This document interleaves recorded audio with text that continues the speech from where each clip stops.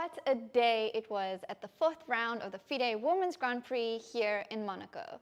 From short draws to 93-move 5-hour battles, including the beautiful game between Kateryna Lagno and Elisabeth-Paehtz, where a messy affair developed out of a strange opening. They played 8 moves in the first hour and a half only, unsure of what to do, but both navigated the unfamiliar territory and Kateryna got a beautiful position.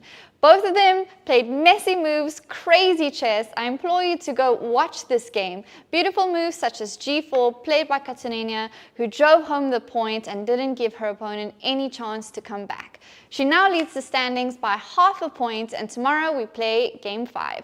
But still many rounds to go, so anything can happen. Stay tuned for more FIDE Women's Grand Prix action.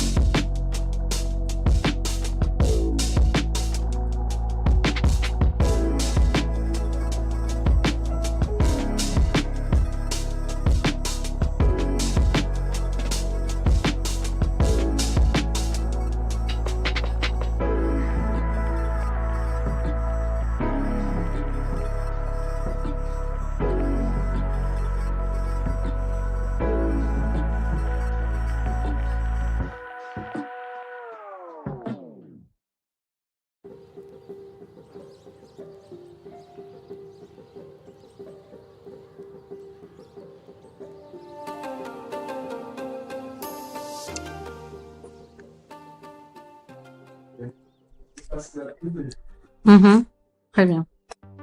Comme ça, on a le temps de basculer.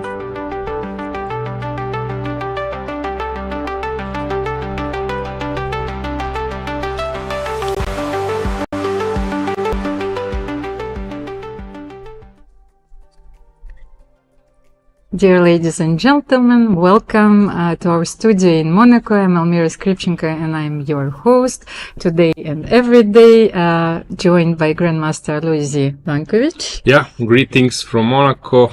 And today is the 5th round of FIDE Women's Grand Prix. It's the third stage, of this long event. And let's get back to the playing hall where the first ceremonial move is going to be made by Maria Zvereva today. Maria, she plays for Cercle d'Échecs de Monte Carlo, but she is a very unusual chess player because she is a saxophonist. Yeah, someone who is following carefully events in Monte Carlo, could spotted her before playing saxophone at the opening ceremony, anthems even. So it's really, I would say, like a new breath of fresh air. So, of course, we will have the standings for you in a few minutes. Kateryna Lagno is wearing red today, but associated with white. These are the colors of the Monaco flag. Yes, actually, once we had an issue with the flag. I won't say which one, but let's say it was Monaco and Poland, and someone said you just switch them on the other side and you have both flags possible if something goes wrong. So here are the standings. Kateryna Lagno emerged as the tournament leader after a thrilling victory yesterday, and I want to invite you to enjoy this game at home. Look at it, take some popcorn, it's free. Yeah. And we have a few players, chasing her. So we will discuss, of course, if Kateryna Lagno will be able to distance herself from the pack. But for the moment, she has 3 points out of 4. And the players chasing her are Batkhuyag with 2.5 points, Humpy Tan-Koneru with 2.5 points, and Sarasadat Khademalsharieh with 2.5 points. Yeah, still it's not clear what will happen, but after today's round, I think we will be closer about giving an opinion who is the one collecting points in this event. We have a first move, will be e4. Yes. Which is made on the board of Elisabeth-Paehtz facing Bibisara Assaubayeva. Elisabeth is the wild card of this event, which was granted by Monaco, and she is, of course, a player of our club and a very valuable player as well. So Zurab Azmarparashvili, the ECU president, was on your screen. Jean-Michel Rapper, the organizer of this event and the president of Monaco Chess Federation. Players are getting ready. Alexandra Kosteniuk versus Sarasadat Khademalsharieh. Alexandra had a very solid performance yesterday with the black pieces, and I feel this would be the moment also for her to fight for the podium and maybe for the victory in this tournament. Yeah, it's still crowded in the playing hall, but in a few moments first moves will be made and all the officials will of course leave the playing hall to secure conditions for playing. As we mentioned yesterday and previous days, they have really good conditions they fully deserve, and they can focus on chess and on their performance. Yes, those conditions, first of all, are provided by La Société de Bonne Mère, our long-term partner and sponsor.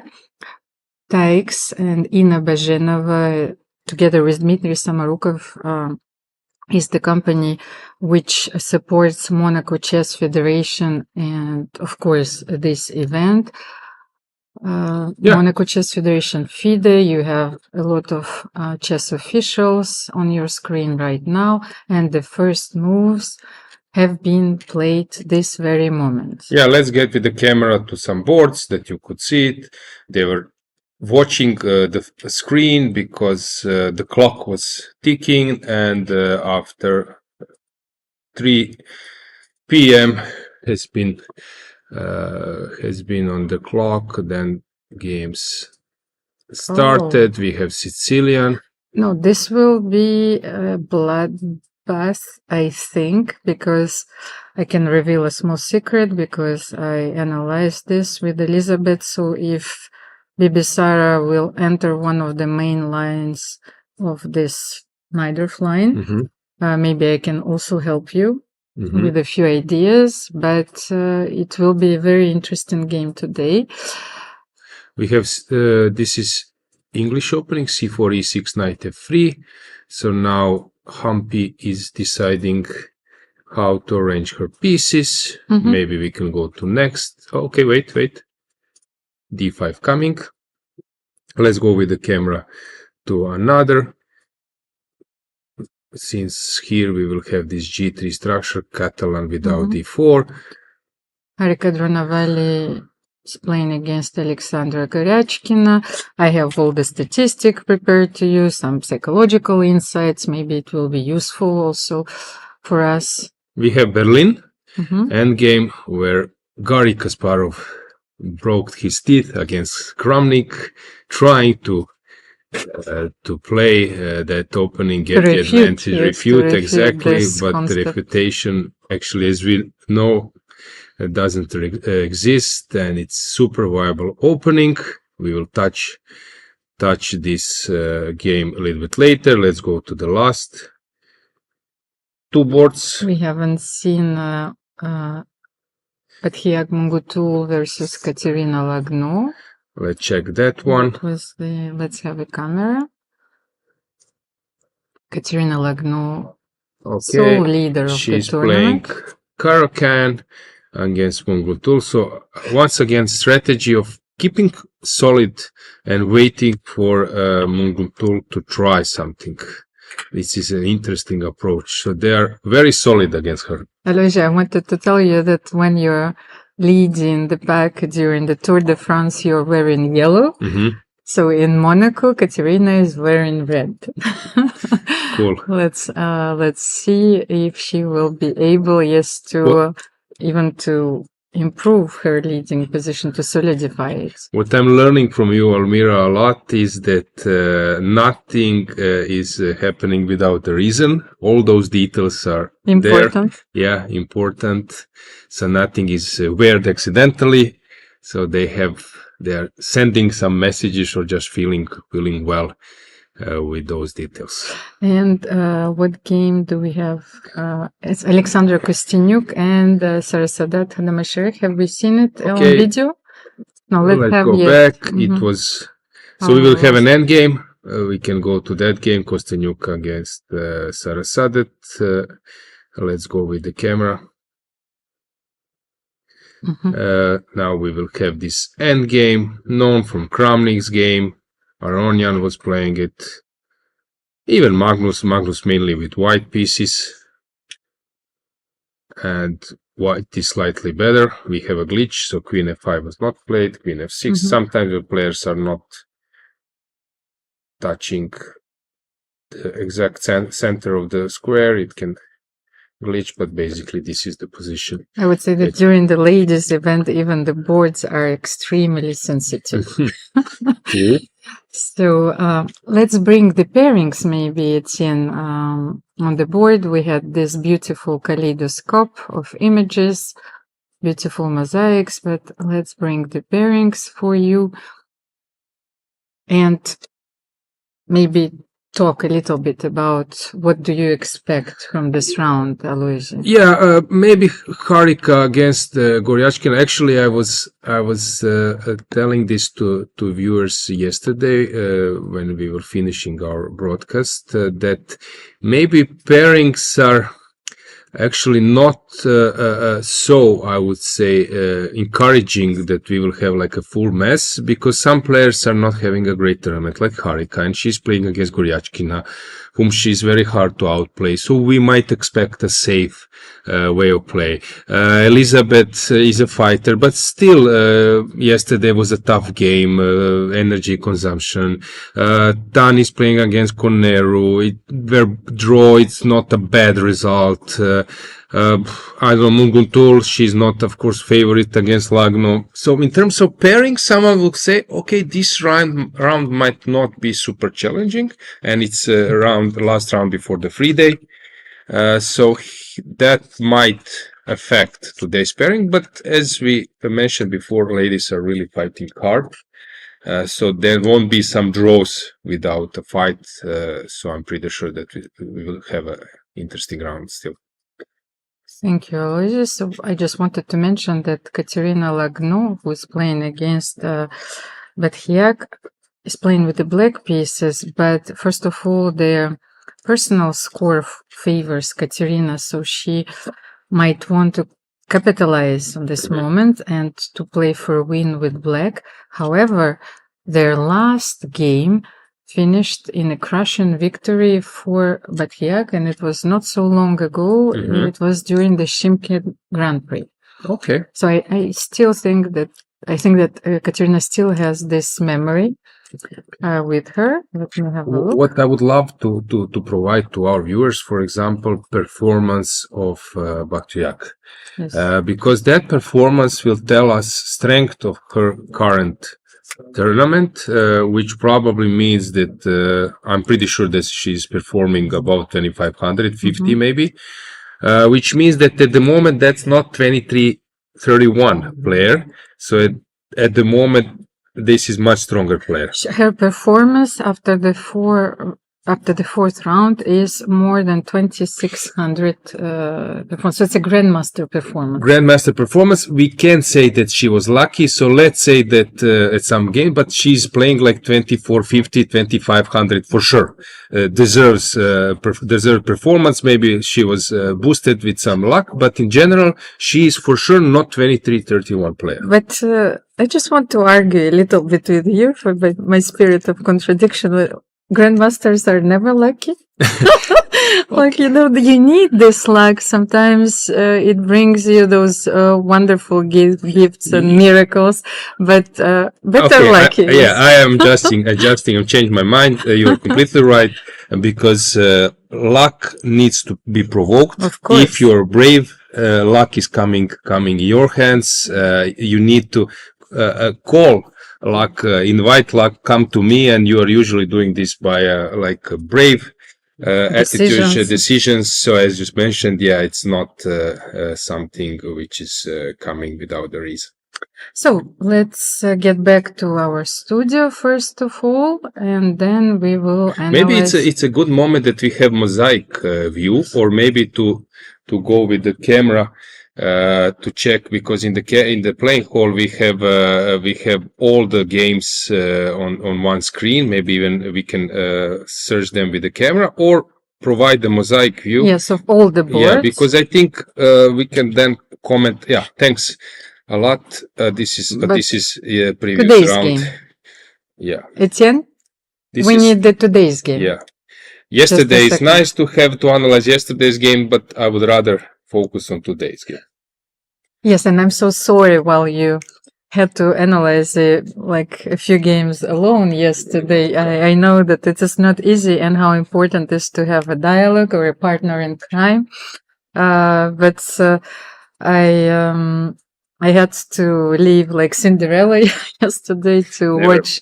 You will tell us more about that experience, because Monaco is also very eventful, cultural.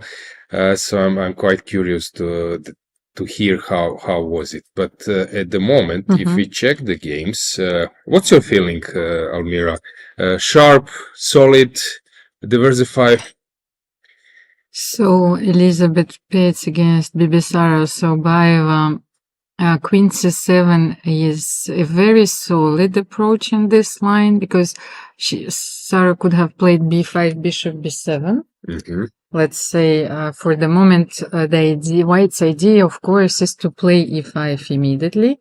So queen c7 is not allowing it and attacking the bishop on c4 at the same time. So we will see together how the game unfolds. So maybe I will not reveal all the preparation, but a few interesting ideas. Then just to say to viewers, so in the game Paehtz against Assaubayeva, this is the Sozin Sicilian, favorite line of Bobby Fischer. Later Nigel Short played it against Garry Kasparov in their match 1993. I would say that this opening Almira we could maybe advise to some intermediate players. It's very interesting, maybe with some clear logics. You want to push in the center, f5, e5, castle. So it's very natural, I would say, opening. Then Batkhuyag has chosen a very solid line against Kateryna Lagno in the Caro-Kann, so she didn't play d4, so she went for the line with the two knights. She developed the knight on c3 and knight f3. Once again, Bobby Fischer line. He was playing this a lot. I don't know if maybe you can help me with some contemporary player who is playing that line with quite many players. Yes, there have been so many games. By the way, Alexandra Kosteniuk loves to play this line with white, so she knows those positions very well. But we had so many different approaches in this position: to play d3, to play g3 and develop the bishop on g2, to leave the pawn on d2 and then develop on bishop on e2. A lot of subtleties, and we will try to understand them together. Then Alexandra Kosteniuk, she went for this endgame with bishop f6 and queen takes, trading queens, queen takes f6.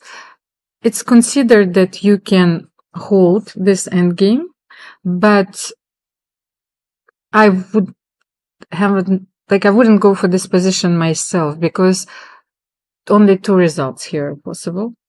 So white has a small advantage, long-lasting advantage. It's very minimal, but Alexandra can play for a win here. Yeah, I will explain also a few details a bit later. We are not doing a brief scan now. How about others? Yes, Harika Dronavalli against Alexandra Goryachkina. Let me see. It's a very interesting position, but as you can see, Harika has chosen a very unusual move order. Yeah, this a4 line was played. Okay, she doesn't want to enter this Berlin's endgame Tabia.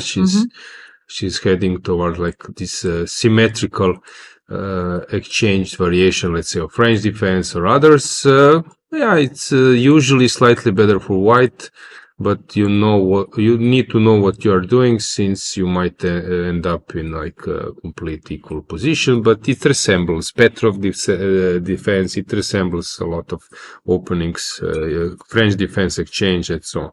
And we have the last game. Yes, Zhongyi against Humpy Koneru. Unusual replays once again.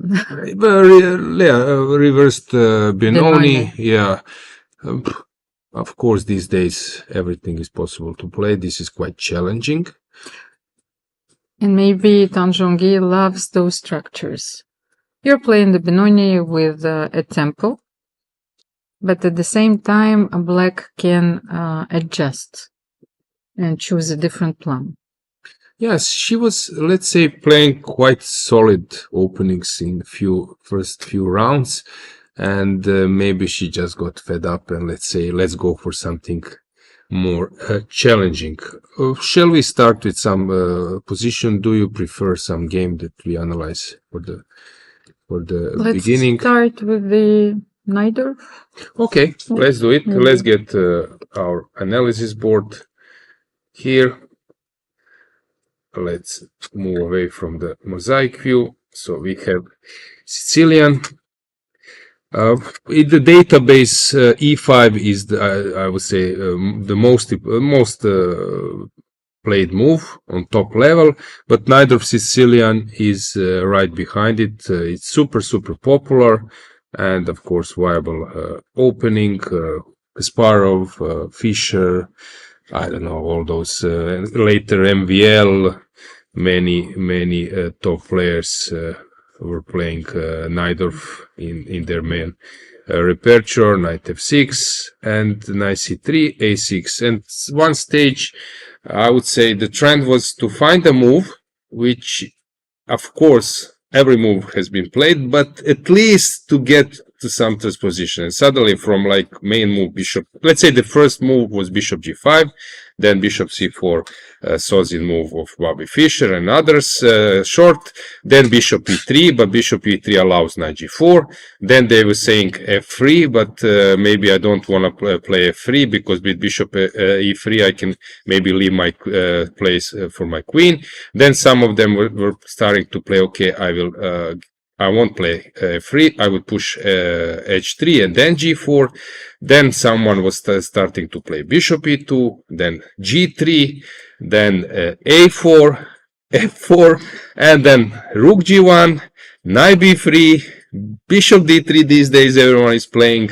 Almira, which one? h4. Exactly, that's what I wanted to tell you. a3. I do not play the Najdorf very often, but we've been analyzing this position with my team and especially with Maxim Vashelyagrav, and they said to me it was a few years ago, you know, so things haven't been analyzed so deeply at the time, and he told me, okay, you have to be brave and you have to play h4.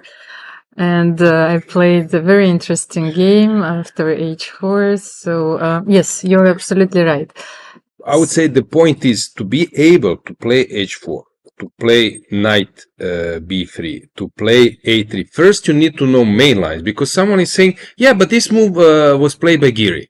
Of course, but he played 5-10 years only the main lines, and then he's ready to play some sidelines, because sometimes people want to get approval and say, but this move was played by Magnus, this move was played by Nakamura. Yeah, but he was playing 10 years only main lines. So to be able to grasp the logics, you need to know transpositions, need to know setups, and then you can maybe start tricking your opponents. Yeah, well, if I might say, it's sort of a polymorph opening, you know, it can have so many different characteristics. So if you enjoy playing those positions and you are not afraid of calculations, and go for it.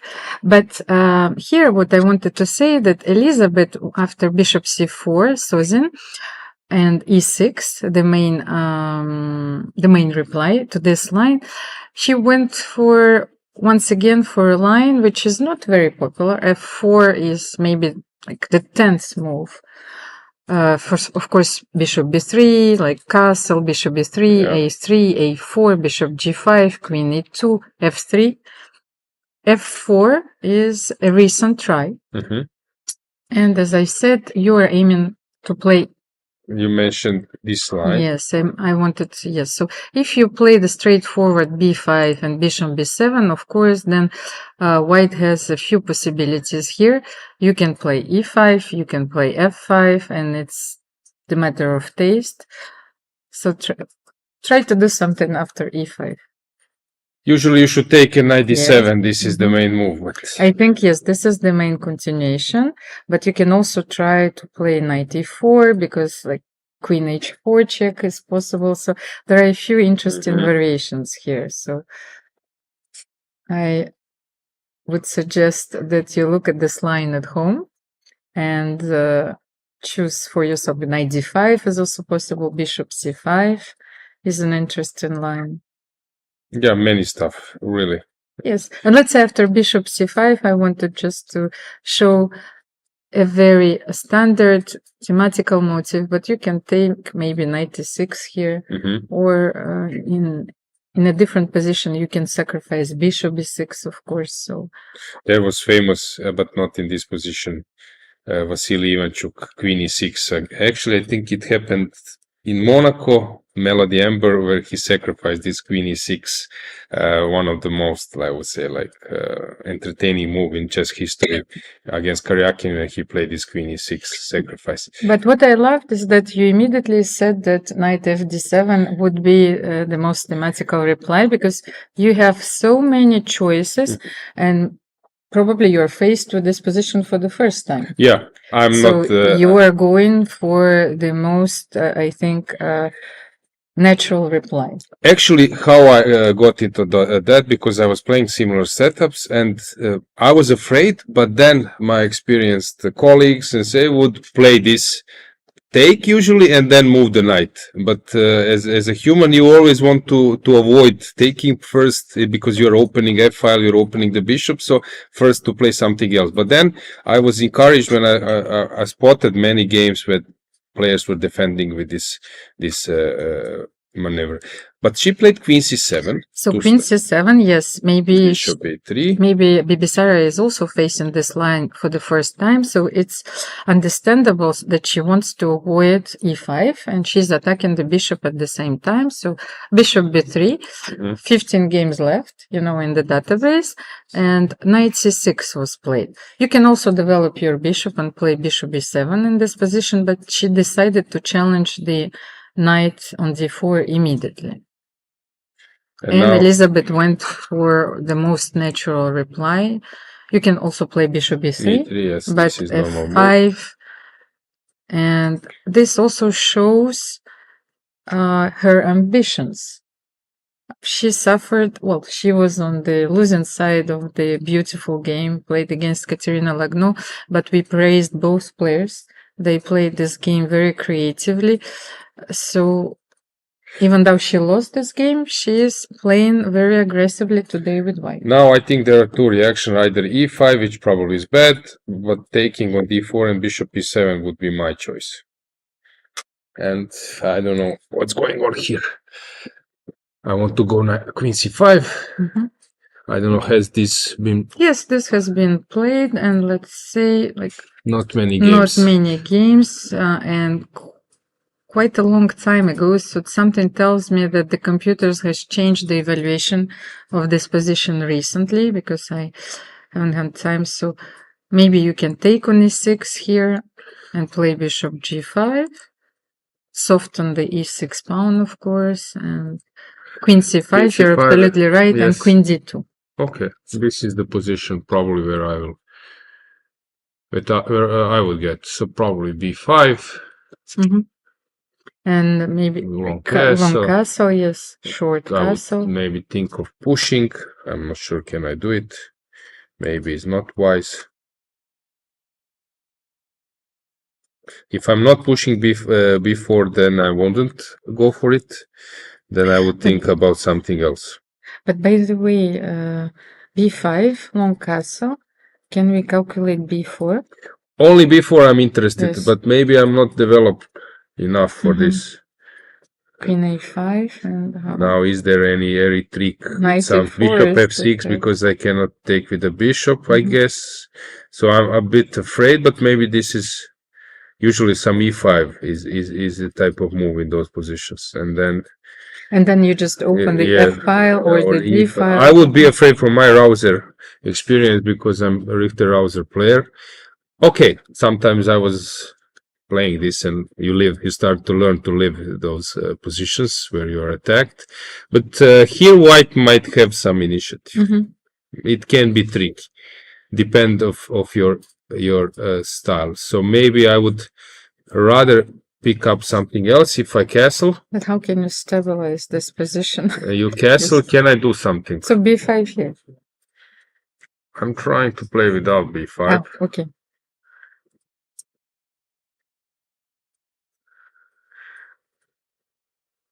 But I don't see how. I cannot play without b5. I must push on the queen side, so maybe it's better without the cast. Okay, this is the position. And I don't know. Queen c5 is the most natural move. Tricky position.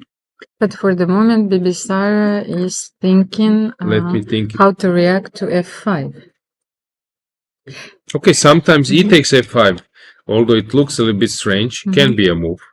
Because if you take e takes f5, I have d5, and that can be the way how you solve your problems, because you cannot take on d5, and my bishop is coming out. If you castle, I can play bishop, or I take on d4. I was thinking about bishop c5, but I even have these tactics, so it's probably just bad for for white. Do we have something else after he takes f5?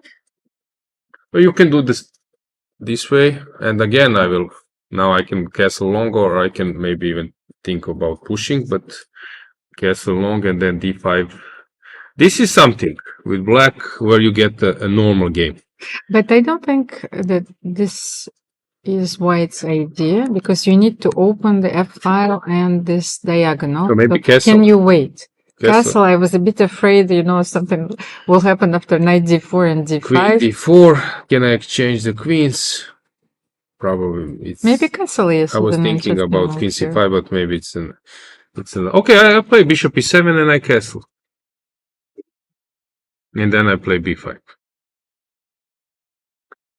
I want to avoid. Can I play bishop g5? Yeah, anyway, I castle. Newcastle. Okay, you can still avoid for a while. And I want to King sacrifice on h1, f6. king h1 maybe or something, but I will also ignore. I will play my stuff. You can play rook d1 or rook somewhere. You're waiting. You want to take maybe on f6. No, but if you play bishop b7, then I will take with the rook on f5. So I will wait for this moment, and then my open file will help me launch an attack. What do you think? This is possible, but Let's say rook d1. And if you play e1 or d1, I don't know where you should put it. Maybe even e1 is. rook d1 just in case, so I can take on d6. But if you play bishop b7, just to illustrate. Let's say you will play bishop b7. I was thinking again queen c5. I'm trying to see. Oh. Is this bad for me? I don't see why it should be bad for me. Maybe queen on c5 is not great, but probably is not bad as well. I will not exchange here.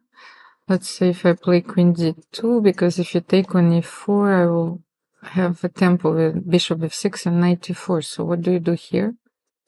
Maybe I'm leaving my bishop in price, so maybe that's not the... So you mentioned bishop b7, yes, then and I wanted to take rook f5. Yeah, okay, I'm also active. Point, I don't know if I can do something with...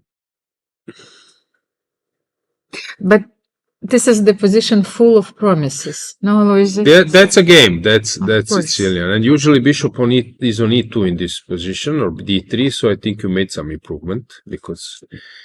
But still, maybe I don't need to play bishop b7, but I need to find a move. I don't know if I can play something like this. But you can take on f6. Yes, maybe now I can take on f6. Yeah. The king is on h1 and play knight d5. Yeah, this is the position. Can I get rid of the pin? Probably not. Maybe I can. Who knows? Oh. It's an unexpected try. Yeah. Let's then think if we can. But can we sacrifice here or not? It's too early. Rook f5, you mean? No. Like to sacrifice the bishop, but we. No, I think it's already. You need to move somewhere the bishop. I don't know where, and I will push f4. Let's say wherever you place it. Maybe I push f4. And what's this? G3. No. I don't know. Maybe. Who knows? Maybe. Okay, I can also play bishop e6 if I'm on time to stabilize this way. Okay, lot of possibilities, and as you can see that Bibisara is still thinking. Yes, so she needs to maybe it's the first critical moment in the game, because even though she might have been surprised with this line bishop c4 and f4. But I think this is the first critical moment where she needs to find a setup. Yeah, and here, experience helps. How many games you played in either? How many blitz games? Have you reacted well?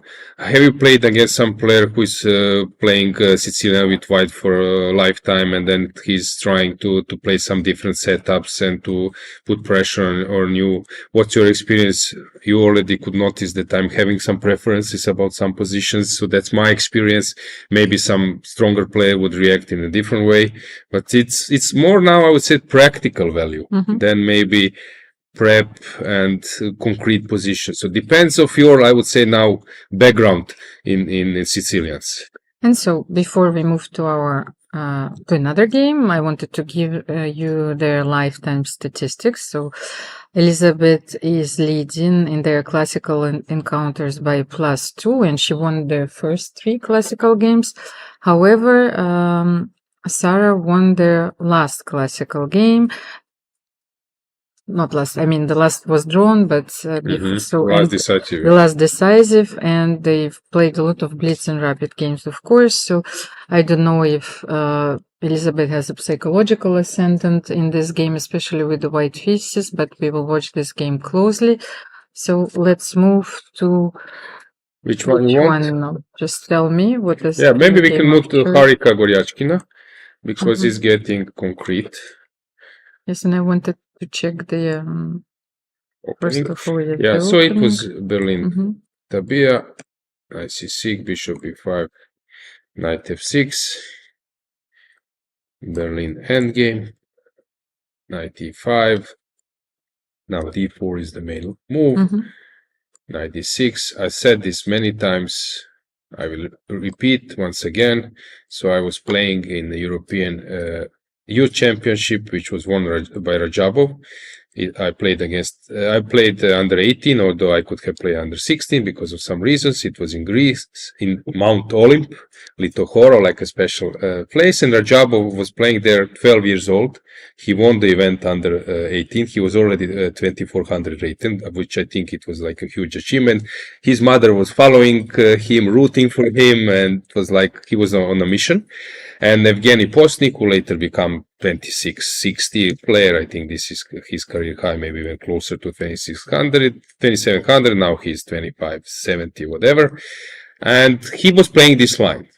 And can you believe, Almira, let's say in 1999, when you have like classical Rui Lopez, Karpo Unziker stuff, Bobby Fischer, and suddenly someone is playing this line.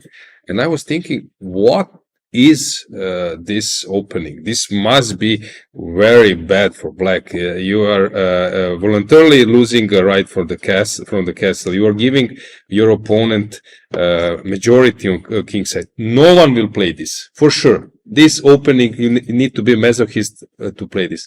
A few months later, London 2000 match, Kasparov Kramnik. Kramnik is playing this line, and I'm watching every game, Berlin endgame. And then after that, that was Kramnik's secret weapon. After that, this became, like I would say, the most viable opening on very top. They are considering the Berlin endgame as I would say, the closest to equalizing opening. And this is still one of the main weapons on the top level.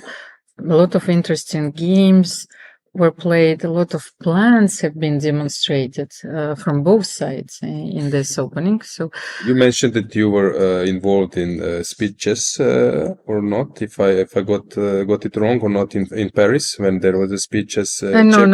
Okay. It was something else. The candidates. Okay, sorry. Yes, so during that event, Magnus, or before, I think year before, he played against Nakamura, and they're mainly playing this Berlin endgame. And Magnus somehow, even being low on time, he always finds a way how with white to maneuver with his knight, and then he comes with his king at the right moment. So if you sense this opening, you really can play it with both colors. You can equalize with black and win with white. But I wanted to emphasize that after that endgame, Kasparov was entering that endgame, how much this, I would say, anti-endgame stuff has developed. These days you have so many different approaches to avoid this endgame.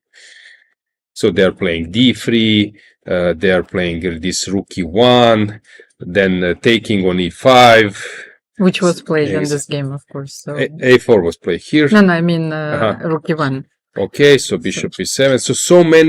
So many stuff. Now suddenly you have whole new theory developed by not entering the endgame. I'm not a specialist here, so I don't know what's going on after a6. A6, because yes, I was looking more, and I know what happens after castle. So d4, you can play e4. Yeah, the point is that black cannot defend this pawn, so sooner or later, black needs to give it away to develop, and of course, Problem is that his bishop is locked at the moment of her, so she needs to open So it. one of the games between Magnus Carlsen and Hikaru Nakamura in this line. Yeah, speed chess, exactly yes, what I I mentioned. wanted to show you. So you Yeah. have to give this pawn up and play d5 in this Yeah, position. and we have this, as I mentioned, this Petrov style without e-pawns structure, exchange French, and usually white is first. White is first to create some initiative, but it evaporates a lot. Mhm. So what happened? A6 instead of Mhm. castle? Is this some kind of subtle Okay, move been order? played also by many players recently. So Caruana Firuza in St. Louis Rapid. Mhm. Bishop f1 Okay. was played and e4. So they are following this game. Footsteps Yes. of Caruana and And Firuza. Firuza, so you take, rook takes d5. Once again, you are trying to transpose this game to a symmetrical Yeah, structure, but Harika avoided it. So let's say rook e1. I just want to add that, Almira, sorry for interruption, that sometimes they play even rook on e2 because they are calculating that maybe they will double or maybe put on the other side. So you could see sometimes that even rook e2 happens, although rook e1 looks like the most natural move. But maybe not here. Not in this because structure, but rook e2 sometimes can happen. It's not that they're making this move automatically. Because here you have to face bishop g4 and it was played. So h3, bishop h5. Okay, so instead of c3, they Well, went for h3. h3, bishop h5, and then the game continues. So let me check if Then h3 was... c3, then c3 was played. So it's more or less similar thing without h3.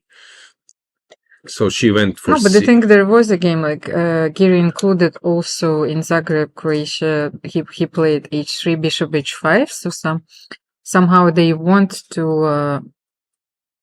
define bishop's positions, and then he played c3. It was played in Zagreb last year. I was there. I was following the game, but of course I cannot recall. Sometimes, Almira, you know what happens?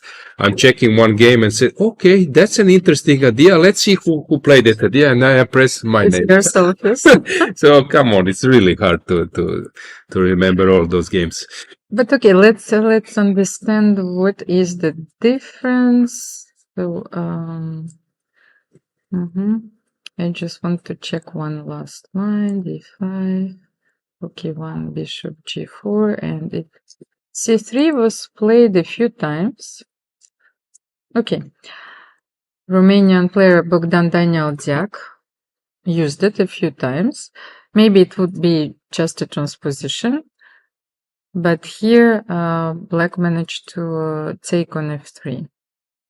So, yeah, so she took voluntarily without being kicked by h3. They're still following a few games. Let's say d4 was played, d3, yeah. Castle. And now it's bishop d2. Pairing, bishop b2. No, bishop d2 was played. Okay, but in that game it was bishop b2. So that's like, I don't... So Diaco Pairing, was it... No, played during the FIDE World Cup in 2021. So this might be already an improvement on this game. What do you think? It looks super solid and good for Black, so I don't believe that here anything is sort of improvement, maybe just to avoid something and play something differently, but I don't believe that Harika is actually playing this line, fighting for advantage. She just wants to have a normal defined game out of the opening. But maybe Alexandra was aware of this game, so when Harika played bishop d2 and not bishop e2, this might explain why she voluntarily took on f3, forcing queen f3. Yeah, maybe just to say to our viewers that here white doesn't want to take, because that will stabilize the center and open some doors for the pieces. And that's why after bishop e2, white is, for example, after h6, there is knight d4. And bishop is hanging. If you take, I take, and we know this trick. If you take on e2, I take with the knight, or I can take on c6. And actually your bishop is on the way. That's why after bishop e2, they were moving the bishop. So the point here is that whole strategy is around of white trying to invite black to take on c3 and black avoiding it. So here after bishop d2, what's the point if I just make a move? Is there anything here which actually forces black to do something? I don't see. But can't you play bishop f6 instead of h6? Yeah, I just made a random move. I just made a random move. So what's the point here? I don't see anything special. What do you think? So bishop e2, I understand. You want to take on d4. Even on bishop f6, I can take on d4. So after bishop f6, after bishop e2, you need to move play the bishop. f5, Yeah, of course. or bishop e6, whatever. But here after bishop d2, okay, so she took on f3 immediately and played bishop g5, which is also a good option. Rook to d1. It's an interesting try because she thinks that in this position her knight is very active. So while the bishop is still on f1 and the pawn is on d3, you know, the white's bishop is restrained and quite passive, but Harika will play g3, bishop g2 at some point. Yeah. The same hand, white can play c4, then you will fix the structure and play a5. But I like this now, rook d1. The point is, if you take on d2, then I will be on time to double the rook. Okay, maybe you can now play rook e8, but let's say that you play some move. Maybe this is slightly unpleasant, that I'm the owner of e-file. So you can play rook e7, so you are the owner, but let me play rook d8. Okay, then I climb with the bishop, with the rook, protect this one, then push h4. I would be slightly worried. And if I don't allow this, how can I do it? So rook d1. I can play this and rook e8. This is what I can do. But then again, maybe this is a better option, better version of that position. But maybe anyway you don't want to do it. So are there any useful moves in this position for black? Not allowing white, but maybe like white can anyway take on g5 and double the rook. So she could have done it before. So let's check why this is not an option. Let's say. And rook e2 here? Or rook e2. I play rook e4, but so maybe queen c5. Queen c5. So queen is targeting our queen side. But then let's leave the bishop on g5. Can we play something? So rook d1 was played. Like g6, h6. Okay, g6. But she just grabbed the bishop on d2. But I thought maybe one more way. Yeah, but then this is your move g3. Maybe even I can go h4 and then bishop g2. Anyway, she didn't want to give this possibility of white playing h4, h5 as well. Okay, so she took on d2, rook d2, and now which move? But can we play queen g5 here? Okay, rook to e2, and then the same idea. Rook, queen a5 or queen c5. Queen c5, yes. a4 is hanging, and c3 is hanging. How are you going to protect all those pawns? Either you are sacrificing one of I think here the necessity is to sacrifice. Yes, I don't know which mood are you. For example, I don't know how I start. Let's say that I push, you take, I start rolling. You go back, or no, but I understand, of course. You go back, maybe. Your idea is to play now I need h5, to h6. h5, h6, or maybe even g4, g5. I don't know. Come with the bishop. It looks that it can be risky, but super risky. But it's a very interesting idea. Maybe because this or queen f4, and then trying to come out with the bishop, even g3, bishop g2, bishop d5. The thing is, yes, what I wanted to explain, it's a very interesting idea that you sacrifice the pawn, but my queen is out of play, my rooks are not doing much, and you have a clear objective here, clear goal. You have to play h5, h6, g4, bishop g2, improving your bishop. That was Almira's my way of play. That was type of play which gave me some good results, but I know that it's not easy because sometimes I look silly because I was sacrificing the pawn trying to play for initiative, and after 5 moves I don't have anything. But I like it. That's no, my I style. mean, this position actually justifies this pawn sacrifice. I wanted to see what their life stats. Actually, Alexandra Goryachkina is leading by +2, so it means 2 classical wins. Harika doesn't have any classical wins under her belt, so they didn't play that many games.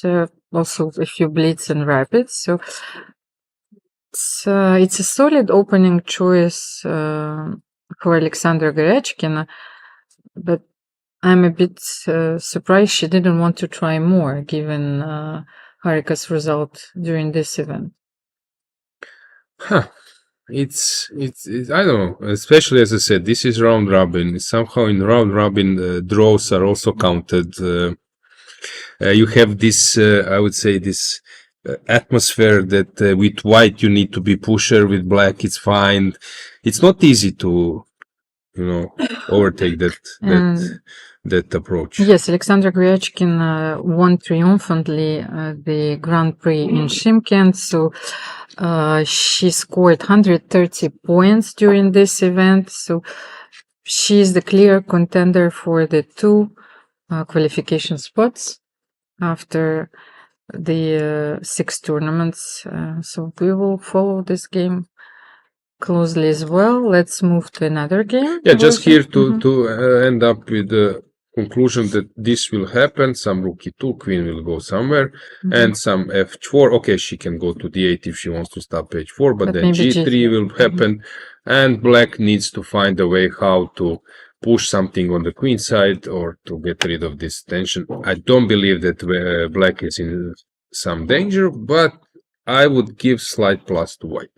Which game you want to follow? We have in Bibisara, just to go back. So she played e5, which can be an option. Knight e2 is usually the reaction, but Elisabeth went for knight f3. But this is a very pleasant structure for white. But a bit strange decision, because normal move is in this combination is to come to e2. So knight f3 was played. Very interesting that she opted for that, because knight usually is bad. Because knight g5 is parried by knight d8. Yeah, this is typical. This is typical defense, and actually it always works. So I'm not sure why maybe she was confused by so many lines. There are so many lines that you need to prepare in the morning, and sometimes when your opponent chooses the most innocent line, then you don't know where the piece is going. So okay, she will play bishop g5, and I think that white is still having some pull. Which one you want to follow next? I want to follow the game of our leader, Kateryna Lagno, who is playing with the black pieces against the surprise of this tournament, Batkhuyag-Munguntuul. So 2 knights against the Caro-Kann defense. Yeah, just maybe to explain to the viewers who are not familiar with the concept. So what is the difference? So in the main Caro, we all know this, but just to remind you, the main Caro after bishop f5, knight g3, bishop g6, h4, h6, I don't know, bishop, knight f3, black can play e6 or knight d7, controlling e5, or in case on e6, knight e5, bishop h7, and now black is on time, I don't know, after some queen h5, black can play queen c7. And with 2 knights, the difference is if you do the same, so takes, bishop f5, bishop g3, bishop g6, h4, h6, instead of having a pawn on d4 and having a knight on g1, white has already placed her knight on f3, now knight a5, and then queen h5, when there is no queen c7 move to control now f7 square, and if you go queen d5, there is bishop c4 since knight is protected and f7 is falling, and after g6 there is this maneuver queen f3, this loses because of queen dc, bishop b5, and if you go knight f6 there is this double attack queen b3, and this is like the basic way. And I was also But a very efficient one. Yeah, and that's why here there are several moves like bishop g4 immediately, d takes, d4 is bad because of knight e2, and now c5 there is c3, and if you go d3, knight f4, twice attacked, and on c4 there is double attack. So this is in white's favor. If black takes on c3, knight c3 is good, bc3, everything is better for white, and if you go knight c6, cd, queen a4, and you cannot protect this e-pawn. And on d3 there is knight d4, and everything works well for white. So here after knight c3 we mentioned bishop g5 as the main option. There is this knight bishop g4, there is knight f6, e5, knight e4, interesting line. Knight e2, this was played many times, d4, e6, knight g3, and on knight g3 there is even fg3 and so on. No, and you're playing the French defense suddenly. Yeah, and I wanted to say how Caro-Kann, actually the name got for two players. First someone was playing e4, fighting for the center. This is for our like beginners. And then someone say, why not d5? Also I'm fighting for the center. But then after e d5, they realized that here you need to move the queen. And it was funny, during one tennis tournament, Dusan Lajovic, he was top 20. He's one-hand backhand, very good player in tennis. He was playing tournament in Ubak and in the Croatia. And during the before the tournament, prior to the tournament, they made some video with promoting chess.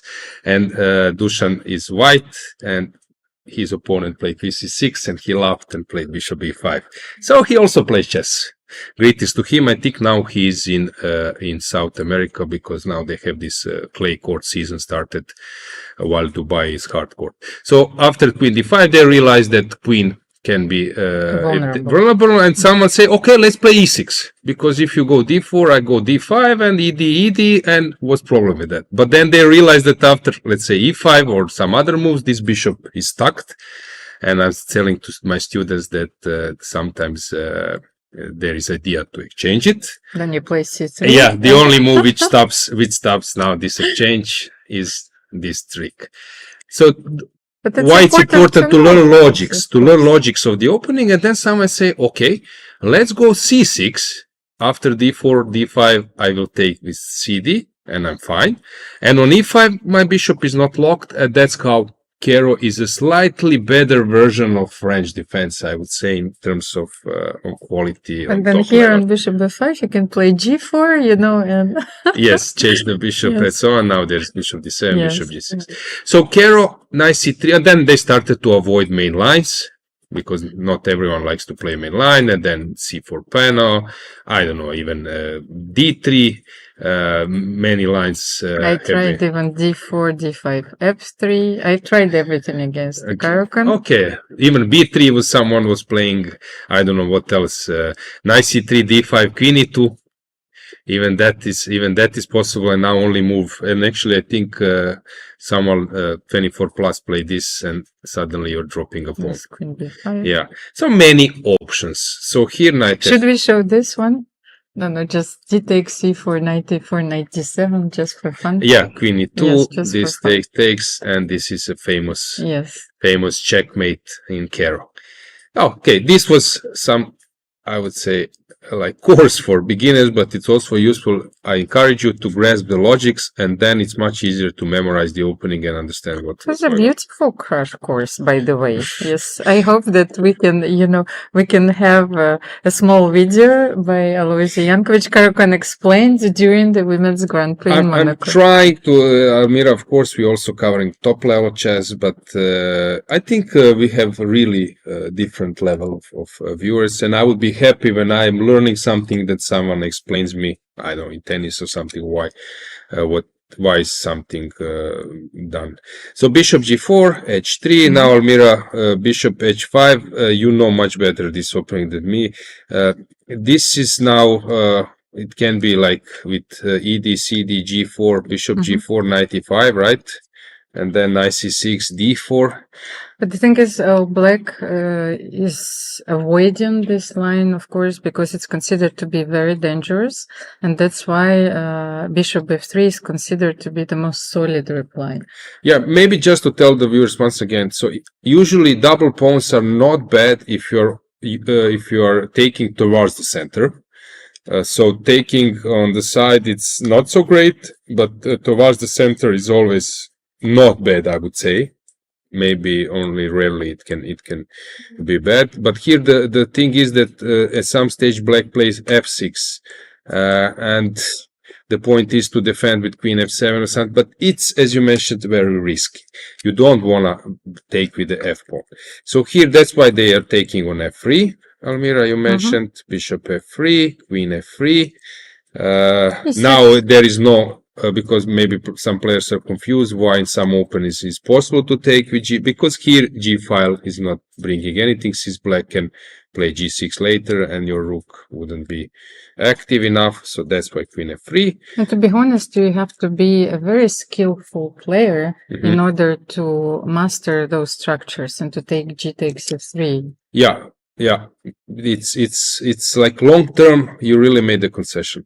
So queen f3, once again d4, besides moving knight on d1, there is also bishop c4, and then you can play knight e2. Yeah, and I will just made some explanation that same thing you have in Sicilian, for example, in this line, knight d4, bishop c4, g6, knight f3. Bishop g7, knight d4, c d4, and once again in different move order white plays this queen f3, with the point is that if you go first of all it's not easy to play knight f6 because it's e5, and if you go knight f6 I can go knight e2, but I can be even more subtle and play at some stage first d3 because I'm threatening knight f6, but knight e2 is the way how you get out with your queen, which is like upgraded version, and you go d3. And I played this once and I made a draw because my crisis management worked out and I played knight g4. And then I was on time to create something. Well, you know, there are a few ideas here. I played this with whites, so I won a few games. And yeah, it can be really tricky because now after let's say e6, there is a issue with knight b5 and queen a3 stuff, and suddenly white is just pushing. So I was playing this a lot. And not to go to Sicilian too much. But yeah, this was a small digression. Yeah. Let's get back to our Caro-Kann. Yeah, so the point is now to take on f3, to play e6, and now as you mentioned, white can go d4, d3, g3, queen g3 later, so she went for bishop e2, bishop c5. Yes, and that's what I wanted to explain, why Kateryna went for bishop c5 first. Of course, you can have this move played, so let's say after castle, knight bd7, but then white is playing this position with a pair of bishops, while black is trying to claim that everything is fine. Yeah, the point is that when you have light square pawns, you're happy to get rid of your light square bishop. Here, black is relying on a dark square bishop and to place later all the pawns on light squares. But long-term, two bishops and special advantage is something. It means something. So it's much better.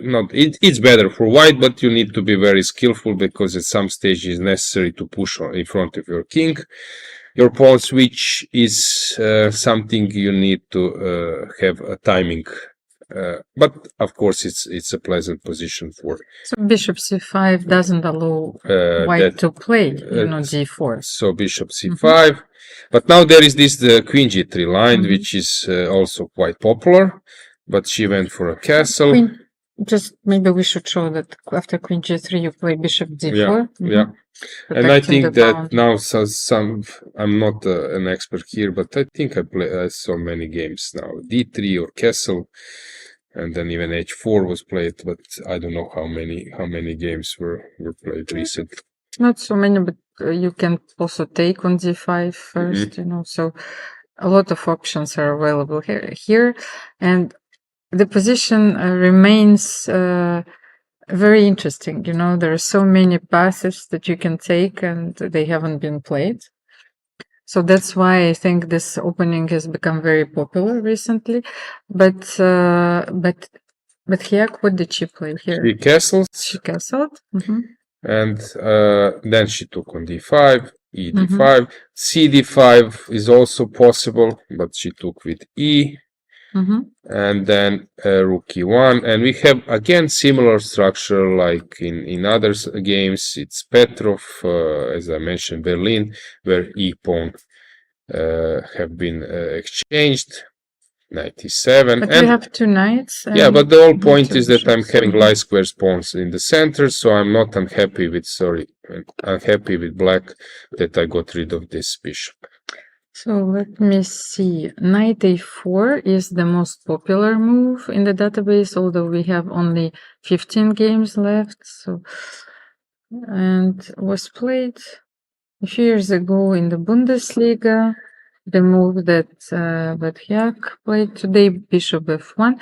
But what is the difference? So knight a4, bishop d6 probably. She wants to play d6, I guess. d4, I guess. And then d4. Yeah, she wants to get rid of the bishop and then to be able to play d4, because bishop b6 is now b6, bad because yes. I have. So you need to have at least one bishop. But bishop f1 was played in this game, yes? Yeah, and knight e2, which is also the way how you prepare d4, so I like it. And then d4 comes, bishop d6, knight g3. Frankly speaking, if we check the situation on clock, Munguntuul has burned some time, but she played maybe not all the best moves, but very, very good ones. They have been played already, so we're still following a few games here after knight g2, knight g6, one game actually, d4, bishop d6, everything is known, and bishop d2 was played here. Not instead of knight g3. g3. So. Okay, I don't see it. Usually bishops with knights, we know where to place them. That's why it's advice of Capablanca, world champion, that you should first develop knights and then bishops, because with knights you can easier decide about their placing. But with bishops, sometimes bishops are long term and they even work from like Botvinnik's bishops from initial squares. So I don't believe that bishop d2 is much better at the moment than bishop c1. I would first clarify as well my knight's position. So I think that knight g3 is a normal move, maybe even, if you ask me, more logical than bishop d2. Well, they made quite a quick draw, so maybe, you know, white didn't play for an advantage in this game. So maybe knight g3 looked to me as a normal play, because maybe later bishop after, I don't know, queen h5 will go to bishop to g5. And knight f5 is maybe a move here. And maybe bishop will stay for a while here. Who knows? Okay, of course I'm connecting the rooks with bishop d2, but I'm also leaving this b2 pawn. So for me it's a good way of playing. But so knight g3 is threatening knight f5 or not? Let's say we make I think it's a threat. A move. I don't know, queen c7, let's say. Just knight f5 for sure, yeah. So she can stop this by playing knight h4, or to take maybe this. Now it's an option, but white is better now. Yes, but now we can take queen g3. Yeah, even f take might be an option, because then I'm restricting knights, but not necessary. I like queen g3 because where does your queen go? To f6, b6? It's not easy to find the square and connect your rooks. Okay, you can go knight f6 first to come to e4. But then I can play maybe f3 you will play or not. I like to play bishop d3. Also possible. Queen b6 and rook e8. This would be my play. And I can play bishop d2 here, so I'll have to protect the pawn on b2 somehow. But who knows? Do you need to protect it? Okay, rook takes. Can you somehow? I was thinking even king f1, but then later get out.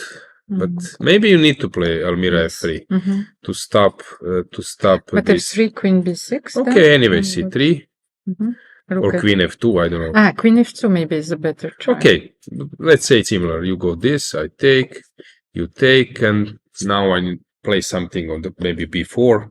No, I want to play queen f2 here Queen because f2. Okay. I feel that now would be the perfect moment to bring the And queen. then later, what next bishops? Maybe we can play g4. Who knows? First g3, maybe king g2, just h4, just prepare everything. g4, h4, Bishop h5. d3. Yeah. It's not something super great, but it's slight advantage for white. Okay, I'm thinking, if someone, an innocent observer, would witness this scene and us getting excited about this position, it's like g4, h4 is coming, He would say like, those are total psychopaths. Okay, let's go to a music concert. Yeah, but we are here to give also an opinion, because you can turn on the engine and the engine will tell you everything regarding the moves, but without opinion. So I think you need to have some also dogmas as a style, because to be like excited about some position and to be unhappy with some position, because that's how you are defending your profile of play, character, style, and so on. Which game we haven't covered? We haven't covered Kosteniuk against Sarasadat. The last one, Humpy. Maybe first Humpy, and then we will get back to the end game, because it was forced. So, once again, this way of avoiding Catalan, and sometimes with this d4 you are avoiding bishop b4 check. If you are postponing d4, castles, b3. Okay, that's known from Karpov's games. For example, let's say d takes b, let's say c5, or let's say I can play first b6. I know b6, bishop here, bishop b7, let's say e3, c5, knight c3. There is this famous Karpov's maneuver, queen e2, let's say queen e7, and then Karpov played rook f2 d1, d3, I don't know, let's say some move, and then knight e1, and start pushing g4, protect, let's say, I don't know, knight b4, knight e1, and then playing this kind of position, and then pushing g4, h4 on the queen side, on the king side, or playing this other rook a to d1, d3, anyway, knight e1, and then pushing f4, g4, and so on. So this was something which was played like 50 years ago, but still it's quite viable.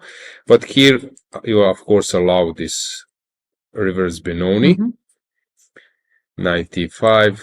Of course, everything is possible. The f4, that's something people play a lot these days. This f4, I think it was played in many games. You will find Nakamura, and I think I was more familiar with e takes d4, and the classical Benoni structure, but for white, and d3.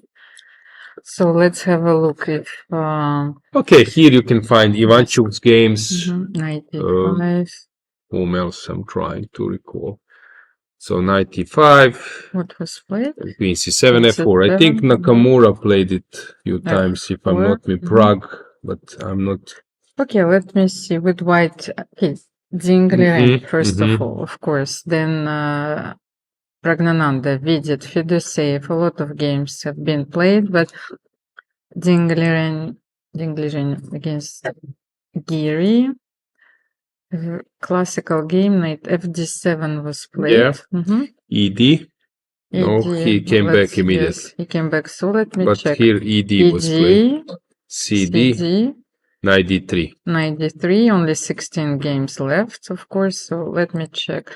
Grigory against Alexandra Grishuk. It was a blitz game. Nevertheless, we should value those ideas. Knight c6. Knight c6. Bishop a3. So they're following this game. Yeah. Okay, knight b6. Maybe this is something not... Okay, let me see. Bishop a3. So This Knight is b6. knight Knight b6 is a novelty. Well, it's novelty here. Is this a computer suggestion or not at all? Because queen d8 was played. Let's say Tomaszewski, Sugirov, bishop a3, bishop d6 was also played. We need to understand the what is the difference. Oparin Grishuk, bishop a3, queen d8 was played. So knight b6 is a relatively new move.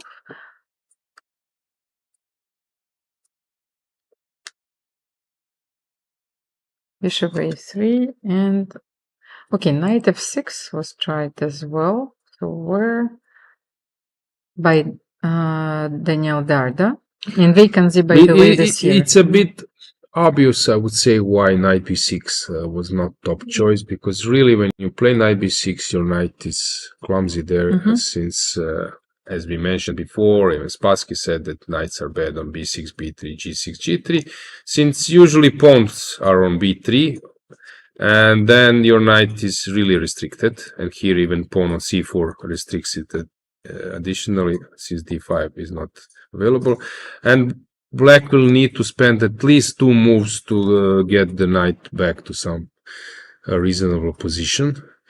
But she wants to go a5, which won't solve knight's issue, but this is her plan. The thing is, I understand why Daniel Dar played knight f6, because knight b6 allows a few other possibilities. Now you can play queen h5 and bring the queen also to a very attacking position. What do you do after this? I think it looks better than it's really threatening. Okay. Yes, but how do you react? You develop your piece, I don't know. Let's say bishop d7. Yes. I don't believe that queen h5. It probably looks appealing, but I don't believe that this is. So you cannot bring. You mean that's okay? It's no there is no follow-up. Yes. Yeah, maybe I don't know. I would rather stick maybe to e2 or f3, something like this. But you're right. Maybe the issue is that you cannot find some great square. Okay, I can play queen h5. Okay. Let's say bishop d7, and then play g4. But it might be very optimistic. Tell me if I'm wrong. Probably you're not wrong. I'm trying to justify, and I want to play rook f3, rook h3, leave my queen side, and to mate you. Okay, it's also a matter of taste. I don't know. Maybe. What do you do here? I was thinking about g6, but then g6. No, I wouldn't play g6. I was thinking even f5 and then bishop e8 to kick your queen. F5. I was thinking maybe even f6, but probably this is not. I think f5 is the best move. You play bishop, you play g5, g6, but still, it won't be easy for you to create something. If I kick your, you will go to e2. Okay, I got it. Okay, if f5 is not necessary yet, I need to play some move. Maybe a5. I move on with my plan. And what can I do here? You want to play g5 or rook f3? No, wait a second, because I had another idea. Because when you play a5, I thought that now I can develop my knight to b5. Maybe here, I'm not sure if I can take on e7 and play knight a3. You can. I take knight f3, a3. I will go bishop c6, I guess. You go knight b5. Knight b5? Yes, I move my queen. And I no longer have a rook f3 here because I don't want to take on c6. But this is possible to play f5 or something. Maybe a5 is not the right move, but I'm trying to find a useful move. Rook somewhere. Rook d8. Rook f3. Rook f3. Yes. Okay. Let's bring another piece into attack. But you know that if when you go to h3 and I play h6, you push g5, I wait. And when you take on h6, I push g6. You know that now we're playing in the style of the Renaissance masters, so they were throwing everything into attack because that was the historical period where the queen became very strong. I just wanted to show this concept. So I don't believe that this rook h3, I play h6, you play g5, and I'm not, now I don't need to, okay, I have some e5, but let's say that I didn't see anything. Yes. And g, and this Sicilian way of stopping. And that's Maybe I should not haste. Yeah, you need to wait. No, I don't want to play g5. If I know that. So can I bring something else into play? Yes, that's the problem. I need another rook and my bishops is stuck there. So, what else can I do? Can I take, play knight a3? Yeah, here, but then I can a6. I can go a6. Okay, of course. Yes. But I wouldn't be so, that would be my point, that I wouldn't be so worried with black. Of course, white can throw everything, but I believe here in black resource. Here after g5 and knight f5 is also coming. So. But I tried. Yeah, no, it's valuable. I spotted a few times that you have this sometimes like very extraordinary ideas in some open, which is good, because this is the way how you create tension, how you win the games. You won't win in this event by just playing like the classical way. Because but so what happened during the game? I like this idea, but g4 is the only. I frankly speaking, I was not at the beginning. I was not considering this g4, but queen h5 has idea followed by g4. Without that, I don't believe that queen is so good. Better there than I don't know, e2. She went queen e2, rook d8. This knight b6 I really don't get it. But let me see what happened after knight f6, just to understand, because white and in the game played by Goryachkina and Aparin, somehow they always traded the bishops. But in this game, after queen d8, no, queen e2 was played. So let's say... So why rook d8? Hang on. Why not a5 immediately? Why rook d8 is necessary?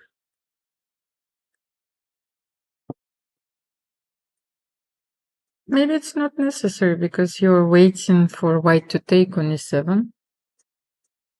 So she wants to say that this is a useful move, and white wants to say that rook c1 is a useful move. No, but that's what I wanted. I was grasping the subtleties. So rook d1. Let's say if you play bishop b7. Yes, it's my interpretation. So first of all, you no longer have this knight a3, and whether when you play the a5, knight a3 is always possible knight b5. So even though, let's say, we didn't take with the queen, at least we took with the... So just to illustrate, if you play knight a3, we will have this move. Yeah. A6. So might be simply a waiting move. So after like rook d8, she wants. But if she goes a5, which is actually idea here, since you wanna go knight b4. Let's say rook c1. Now I can go maybe knight b4, which looks really appealing. And after a5, if you take on e7, queen e7. How can you stop a4? That's and knight b4, some moves. I can now even go back to d7. Yeah, so now it's... Now the game entered the creative stage. You know, you can recite the openings, but players are on their own right now. Very interesting. I would be happy now with black, but maybe here there is some concept. So Humpy is contemplating the position right now. She is fully concentrated. I'm always amazed during those moments, because these cameras, they offer us unique possibilities, you know, to dive into their emotions. You know, we can follow the glances, which can be very revealing at times. Yeah, maybe it's a moment that we stroll around with cameras. No, the last game. The last game, yes. Yeah, because here, I don't know, knight d7 or knight b4, this looks very good for black because I got rid of this tension. We will finish the overview of let's the check openings. check this game. Mhm. So we mentioned that this is this Queen's Gambit card bar structure. That's why some players, for example, they are ready to enter Queen's Gambit exchange variation or decline only if the knight is on f3. So they don't want to play knight c3 because now d5 allows this c takes d5, and they are playing Nimzo Indian. Vishy Anand was doing that way. Many players they play, they are playing bishop b4, or they don't want to play this d5 exchange variation because it's a bit unpleasant. So knight, so d5, c4, e6, knight f6, cd. There is knight d5 move, but e d5, bishop g5, c6, e3. And let's say that black played bishop e7. You can play this variation with three ways. One way is to go knight f3, castle. Let's say bishop d3. I don't know, knight d7, castle, rook e8, h3, and you want to play rook e1, queen c2, and push e4. This is one setup. Second setup would be that you go for a minority attack with rook b1, b4. And third option is to place your knight on e2 and push f3, castle short, and push e4 or g4 and something like this. I was preferring this line, but after e3, black can go bishop f5. Precisely that happened in the game. That sometimes white is playing queen c2, but that allows some other lines, for example, even knight a6. But this is the way sometimes they are trying to avoid bishop f5. But the problem is, for example, after queen c2, bishop e7, e3, queen is no longer controlling h5, and then there are sometimes knight h5 start, maybe not in this line, but let's say castle first, because I cannot do it immediately because knight d5 is coming and my c bishop is attacked. So that's why first I need to go castle or play some move, knight d7, whatever, and then after the bishop d3 I can go for it, and then knight h5, since your queen is not controlling this h5 square, and this is non-line, long castle, knight b6, and so on and so on. So you can play e3, avoiding that line, but usually in chess you avoid something, but then hits you another thing. So here after a3 there is this bishop f5. You mentioned that some players are not happy with this, that you won't be happy, but also some players with white, they want to keep queens, they want to push in with some active players, suddenly they need to play an endgame. It's also vice versa. It's better for white, but in hands of good player, I think the most important thing is that knight needs to land on d6, and usually the route is d7, b6, c8, d6, and when knight goes to d6, it covers e5 square, e4 square, protects, prepare f5, ready to jump to c4, so this is the most beautiful square for this knight. h4 play to provoke h5. I've seen sometimes games where black misplayed it, because you know sometimes, Almira, you have a feeling that you can play similar like some top players. You start, and I've noticed so many horrible games where black actually ended up with f5 pawn, for example, I don't know, and this kind of position, and the bishop was locked for whole game, and it looked like a pawn. So it's also dangerous to play with black if you don't know all the nuances.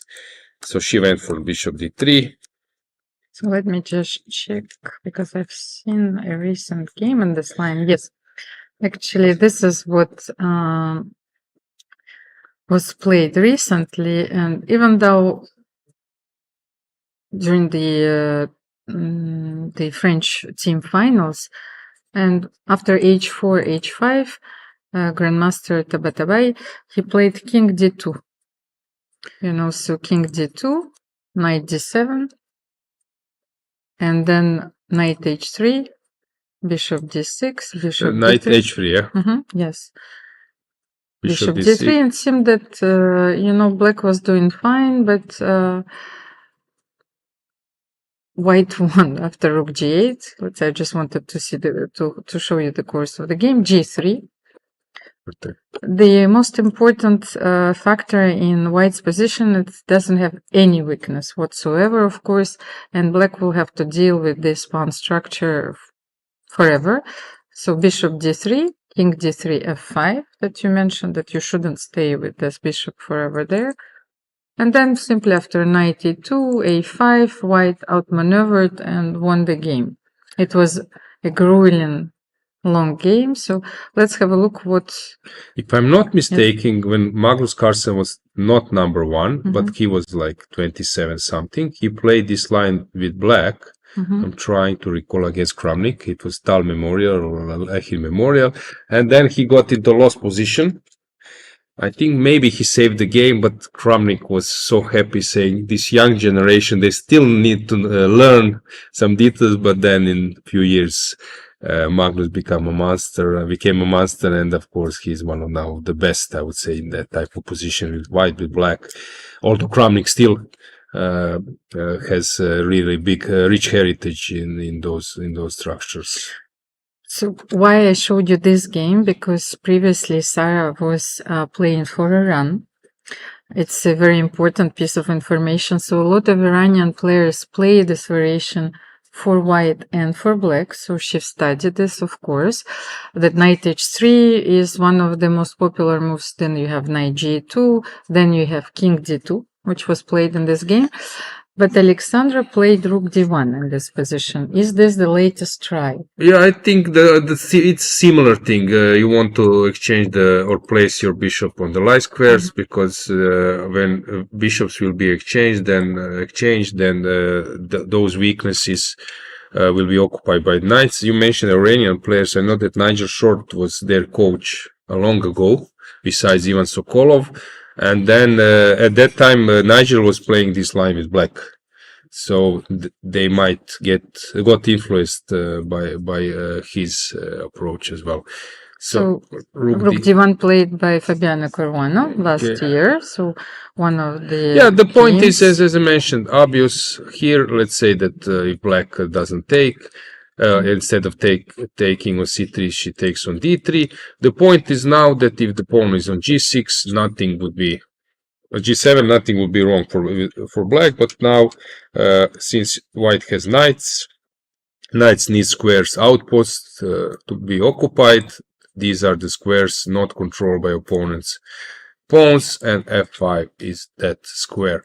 And the white has f5, f4 available squares, while black at the moment cannot penetrate to any outpost, since white can kick him with his pawns.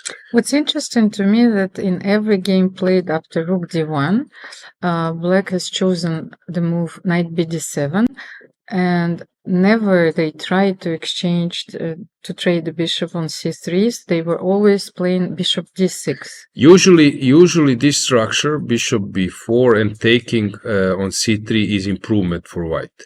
Since in this structure I cannot break through to the c file, because here I'm really hitting a hard wall. And if I go b4, then a6, and also then we start exchanging some pieces. While after bishop b4, let's say that I play some move, and you take on c3, bc3, I'm improving a bit my structure, since I can go at c4, and then I'm deciding of opening the file. Only what can be worry for white is that black manages to lock the queen side. But usually bc3 in Queen's Gambit means improving structure for white. So I think this is the reason. So let's see how the game developed, because almost everyone, Dominguez, Frissini, June, all these games were played last year. So rook d1 must be the latest try. Knight d7 was played, and after bishop d3, bishop d6 or knight b6. So this is a new try once again. Okay, so she took, play knight d7, knight d2, natural move, bishop d3, rook d3, knight b6, and now she wants to go to c4. As I said, also that was a route for c8, d6. But can you play... I don't play these positions at all, but I wanted to try and play f3 and e4. That's possible. Because you were not going to play f5 here after f3 because you're losing this pawn immediately after knight g3. That's possible, but the only question, Almira, Or when maybe you go if king f3, f2 e4, let's say, what next? I No, wait. maybe first king f2. Never mind. No. Let's say that you achieved e4. The only problem is that e5 might not lead to something. ed5 you don't want to take, and you need follow-up. I'm just discussing potentially some structure. That's the only question. Do you have a follow-up after e4? Maybe then if I am not worrying with e4, so I play f3, king f2. But 1 second, I'm trying to improve something. King f2. Okay. I don't know. I will play my knight to c5. 4. I will push my b5 stuff. You are going for b5 anyway. I will play b5, a5. No, but if you play b5, then I can play knight c1, knight b3, knight c5. Okay. And maybe improve so my this knight would be like improvement, but maybe even that is not improvement. I don't know, king d6 or somewhere. And you push e4. So this is your dream position, let's say. Yes. And next, let's say that even I lock. So what's your next plan? I wanted to play rook h3, rook g3. Okay, I will defend the g file. Maybe your point is to come out with your king, but it's need to play rook d1. Rook d1. Okay, I don't know if a3. Maybe it's a3 is useful for me to have this pawn around. My point was that sometimes you achieve something, but it's quite stable, and it's not easy to make a breakthrough.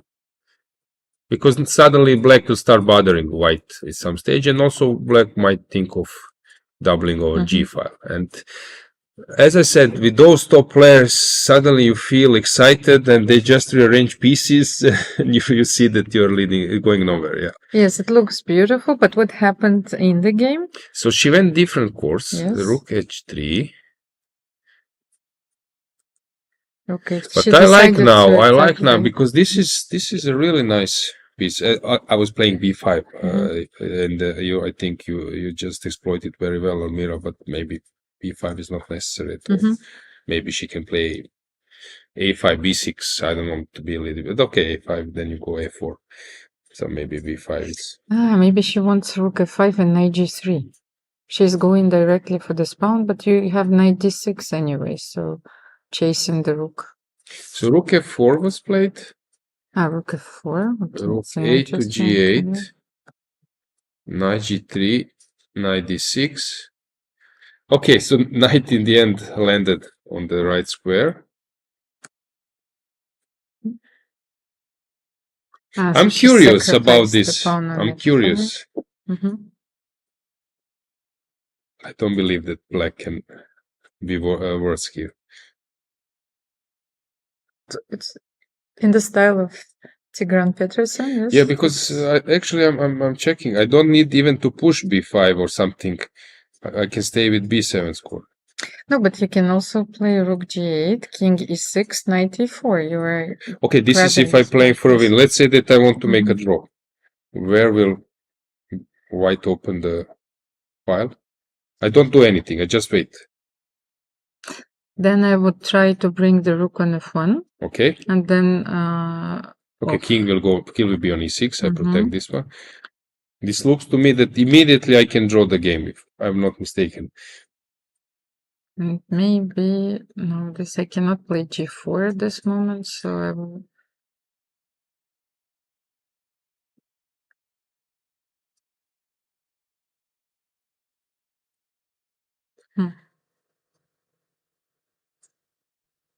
It looks to me that this is a draw. This is like a, this is a very interesting try. Because I cannot open here because I can take DC and you cannot play with fire. E4 doesn't work. Here you can push the a5, but even a6. Okay, but she played f5 immediately, which has another idea to take on g2 to get rid of double pawn, which is also a good try. Rook e5, but that was very well played by Sarah. So she found an idea to simplify and to equalize Yeah, but immediately. in general, hold the game, concept, bishop exchange, she got counterplay. But then, can you get back to the bishop before? So this was a new idea. Black has never played bishop before, unless this was something prepared really in her files. So how can bishop d3? This is a standard reaction. You I'm want to thinking exchange about do I have a time knight for this? g2. Mhm. Okay, I don't want to play e3 before, because then I will place my pawns on dark squares. Where did Alexandra go wrong? That's what I want to understand. How I can we cannot play c4. how can we play differently in this position?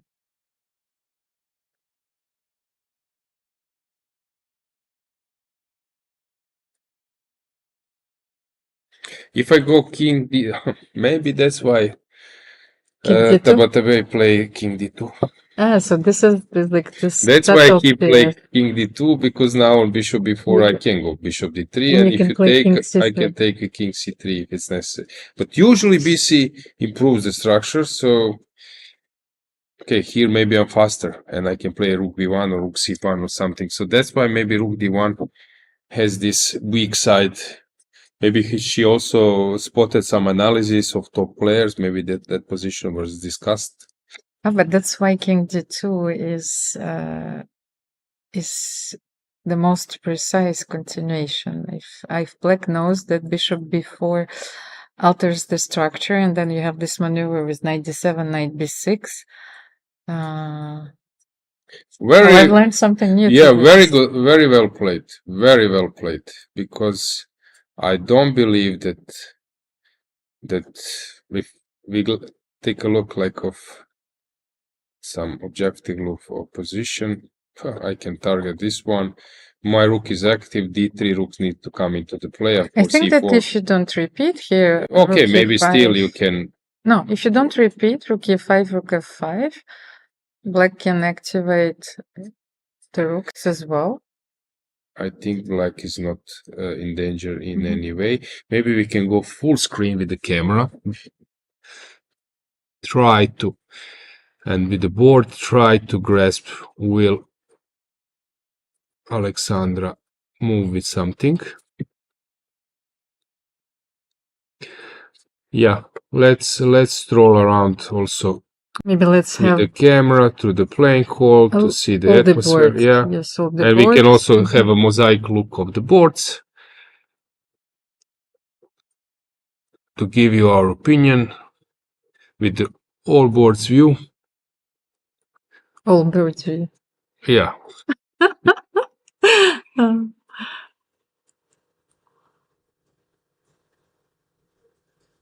Here it is. Okay. A lot of interesting developments. I just noticed that Bibisara played f6, which is not the move that you want to make with the bishop on b3. Yeah, the only question now, I think, in that game, Paehtz against Assaubayeva, that knight on f3 will be rerouted or not. This is the worst piece, and also knight from c6 is usually bad. So they need to reroute those pieces. Knight to a5 or something. Let's see, Goryachkina against Harika. He's developing according to our plan. Yeah, I would say that white is slightly better there. But who knows? Maybe I'm wrong. We will check this later.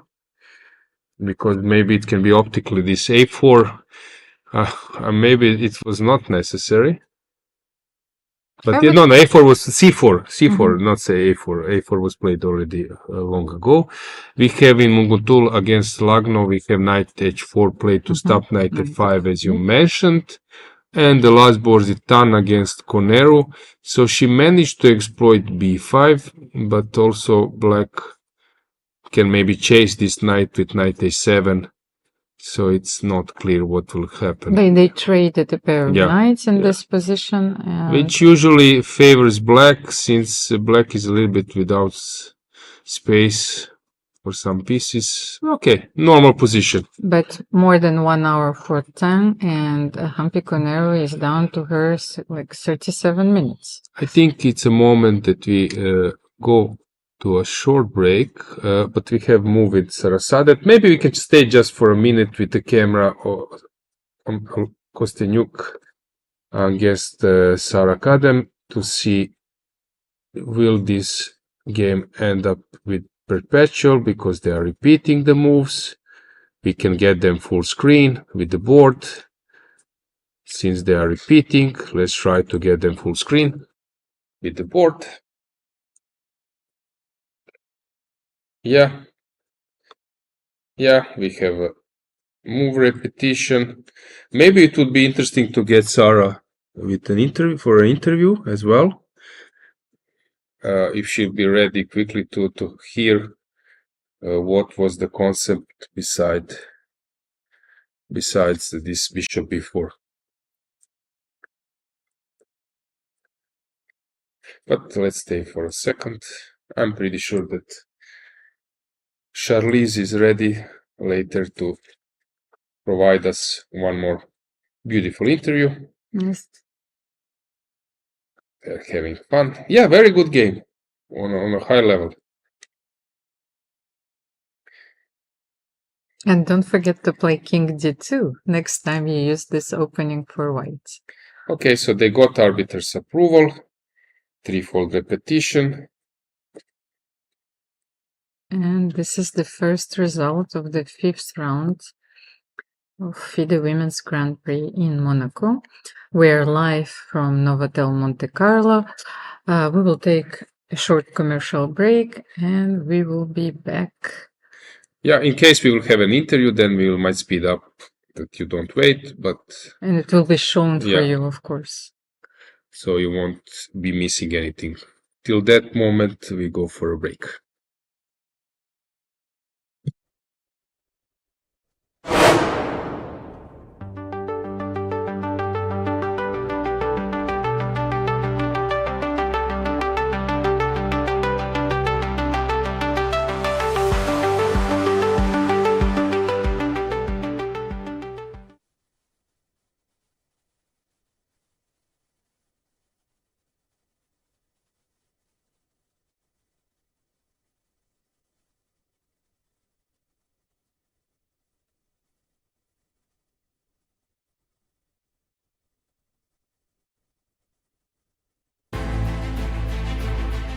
What a day it was at the 4th round of the FIDE Women's Grand Prix here in Monaco. From short draws to 93-move 5-hour battles, including the beautiful game between Kateryna Lagno and Elisabeth-Paehtz, where a messy affair developed out of a strange opening. They played 8 moves in the first hour and a half only, unsure of what to do, but both navigated the unfamiliar territory, and Kateryna got a beautiful position.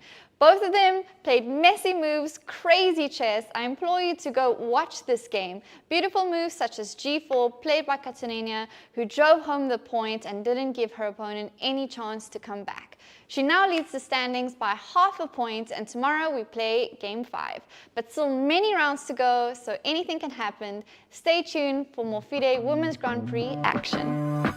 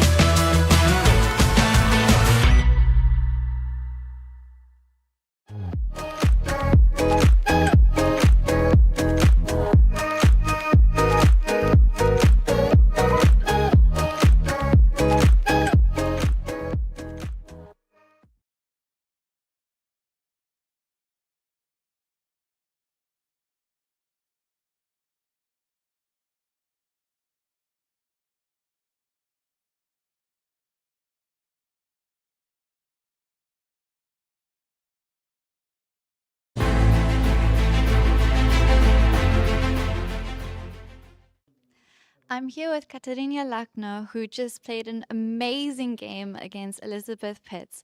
And our commentators have said this is the best game of the tournament so far. It was crazy, such a mess. By move 8, in an hour and a half that the round has started, you guys only played 8 moves.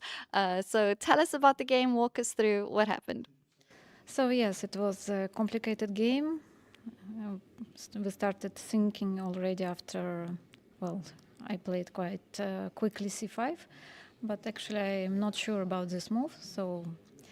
But at least I surprised her. Yeah. So and she played.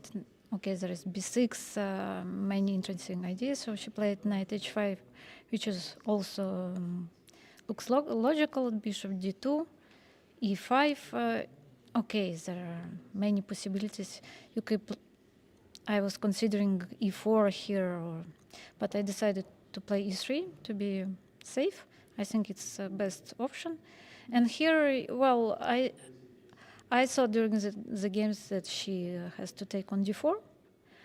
But, I don't know. I think I must be slightly better here. But she played g6, and I was quite happy because I thought this position must be better for me after queen b3, c6, castle. But then she played this interesting bishop e7 and realized that it's not that clear at all, because I thought I'm better, that she cannot castle on short castle because I play e4 somewhere and her king is weak there. But bishop e7, I don't know, is it good move or not, but an interesting one. So the idea, if I play e4, there is also d4. I don't know, does it work or not? Bishop c4. Bishop c4 you take, maybe even you can take c3. Okay, messy. it's a mess. But even after e4 there is bishop e6 move. And if I take b7, she can play knight d7.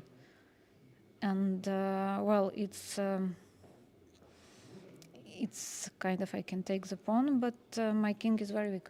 Yeah. So I was not happy with this position, so I played knight e3 just to develop the piece. And knight e6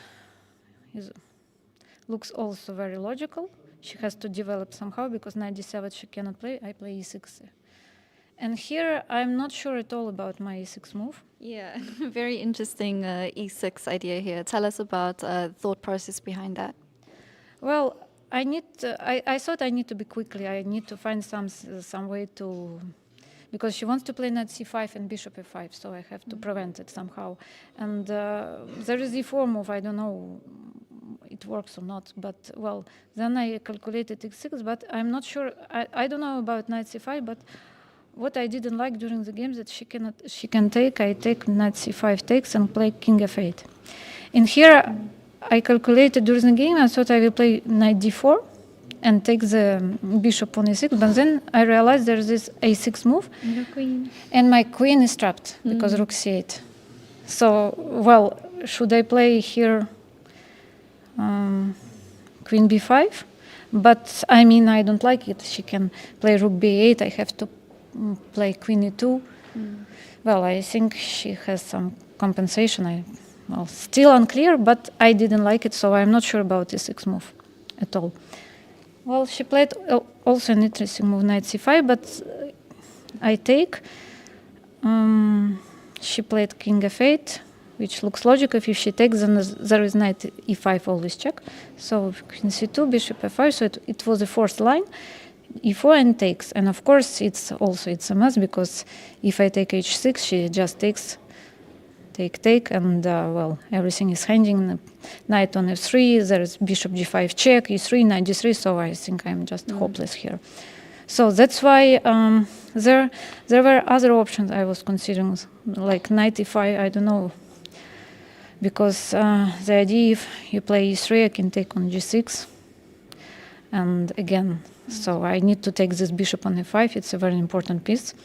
But somehow I don't remember something I didn't like here.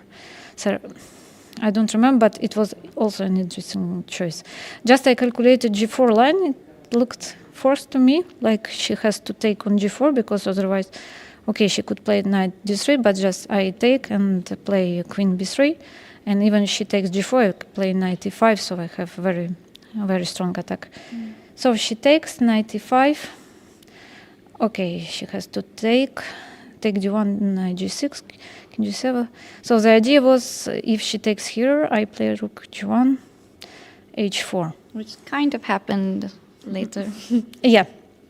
So, and she cannot take d2.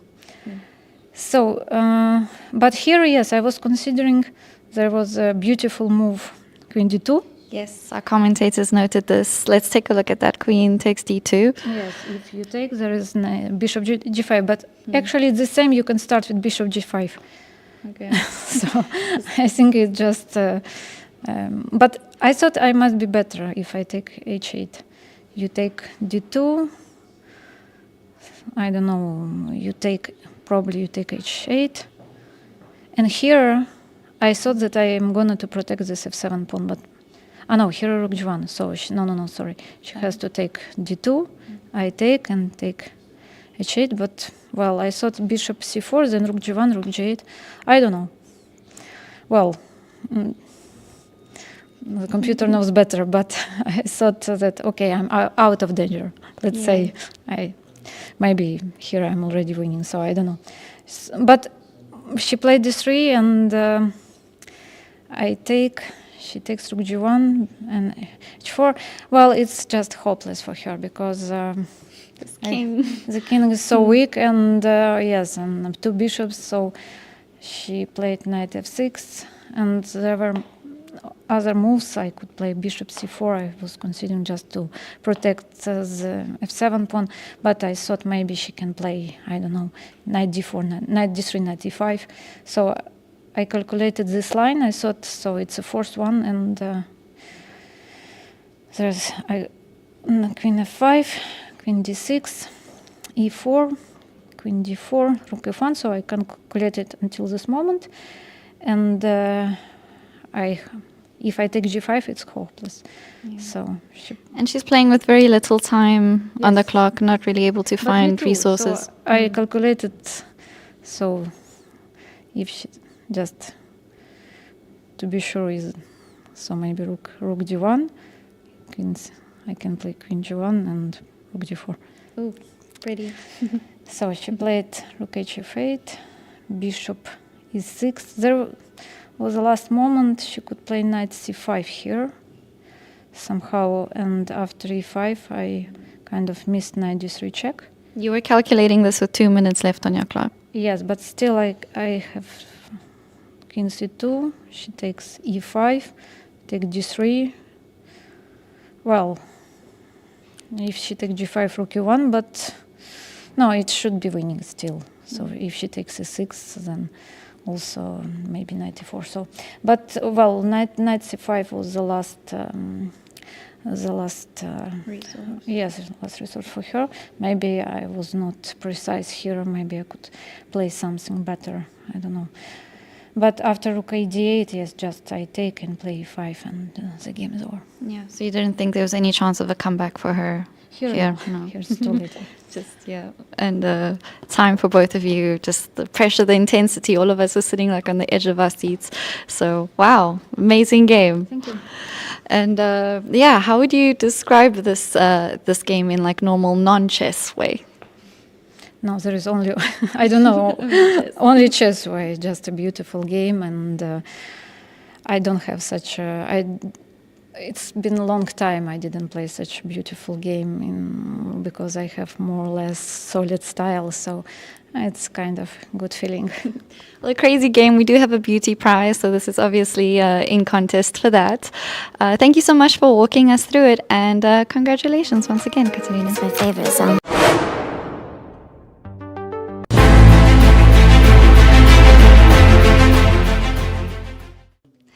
I'm here with Kateryna Lagno, who just played an amazing game against Elisabeth-Paehtz.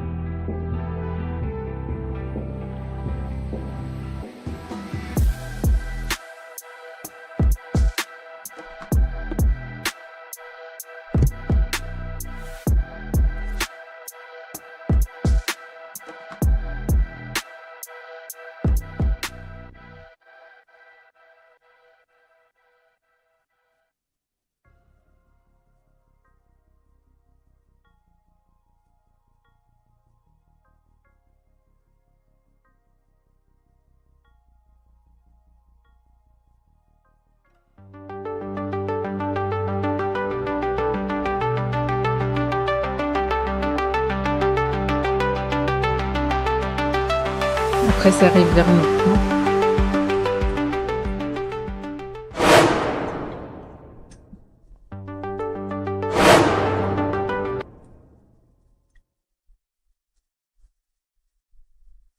Dear chess friends, welcome back. I hope that you missed us.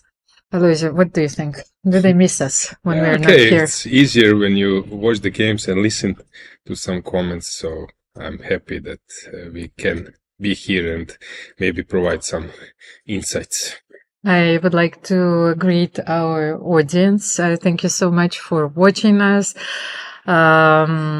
Some of my friends who work during the day, they don't have time, of course, but they always put our stream, our broadcast in the background, so if your boss is not there, they can watch a little bit, then, they change it for the Excel file, let's see. Yeah, but I think the point is to say that, of course, it's interesting to follow top players, and they are like now big stars like Carlsen and Nakamura, but also it's interesting when you get used to follow these kind of events, women events. Some games are interesting, really, really interesting. We have some drama, thrillers. So I'm happy that everyone who follows is here, and not just to follow all those like top level in terms of rating events. Of course, and a lot of our followers, they have their favorite players. They support them. Every Indian fan will support Indian players here. So fans from Kazakhstan, they will follow Bibisara. Chinese players or Chinese fans will support Chinese players. And then it's important to create those heroes. Yeah, and think also mainly viewers are probably not grandmasters and international masters. You can learn sometimes easier because for us it's even tough to explain some super grandmaster level games, because a lot of things are hidden. They play fast, but here in those games they can be very instructive as well. So you maybe more. I would say connected with the level of some players who want to learn some chess. So that's the general view of the playing hall, and without further ado, I think that we should get back to the game played between Elisabeth-Paehtz and Bibisara Assaubayeva. A very sharp opening choice. For the moment, we have only one result. The game between Alexandra Kosteniuk and Sarasadat Khademalsharieh ended in a draw. And you have Elisabeth-Paehtz and Bibisara Assaubayeva right on your screen. So maybe we can introduce the chessboard so we can analyze this game a little bit while focusing on the players. So we left around here. E5 was played, knight f3. This game took an interesting course. Yeah, a little bit strange retreat, but anyway, also has some point. Knight g5 at some stage, but bishop g5 was played. Knight d5, knight d5, queen d5, targeting f7. And f6, yes, I wanted to see when this move was played on the board. So why did Bibisara choose to play f6 here? For example, bishop b7. Would be a natural. Yeah, bishop b7, long castle, I guess. Okay, it's obvious why she played yes, f6. I understand that she wants to develop. She wants to castle queenside. So this is the point. After f6 and then bishop b7, she's ready to castle queenside. So I think that was logics behind that move. Queen e6, queen e7. That was an interesting way. So how she maneuver. She played queen e6, queen e7, because now bishop e7 allows queen f7. So queen e7, and after queen c4, if you castle, maybe bishop b6, you won't be able to come back with your queen. Some a3 or something will come, and white will open the a file. So she didn't want to get under the attack, but she played queen d7, which also allows bishop b6, but now black won't castle, because of course she cannot. Maybe some rook c8 or something. But bishop a4 was played. And now long castle. Probably they're hesitating, they're thinking and adjusting their plans. Now it seems to me that black has survived the opening phase, because some knight a5 will come, and d5 is a motive which will be there, and this bishop has lost a role. That's why I liked your move bishop b6. It's not so much to stop blacks from castling, but to avoid knight a5 idea. Okay, now knight d2, let's say. I don't know, queen e2 or knight d2. I don't think now the queen belongs to c4 any longer. Let's say knight d2, but if you But go... I'm afraid d5 is... Okay, so maybe first I should start with... Okay, you can play anyway. In all those lines, you can play d5, ed, knight a5. I move my queen, you take with the... usually with the bishop. But I cannot with the bishop because the queen a6 is hanging, so I need to take with d5. By the way, here I was thought maybe queen f2 is possible, but then you can play knight c4, yes? No, because I taken bishop b3. I don't believe it. Knight c4, you just... Oh wait, but queen f2, what do you do? No, you can play maybe bishop because this c5. Yes, knight takes c4. bishop b3 and bishop will go to e6. No, but... So you need to do something else. But bishop c5 is a typical follow-up. And long term, if black survives, exchange some pieces, this is a huge asset. This defended passer.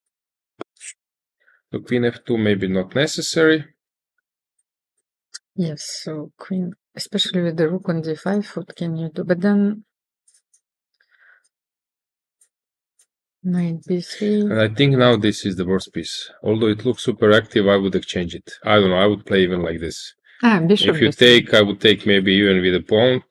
But let's say with the knight. But knight, I was afraid that you would play a5.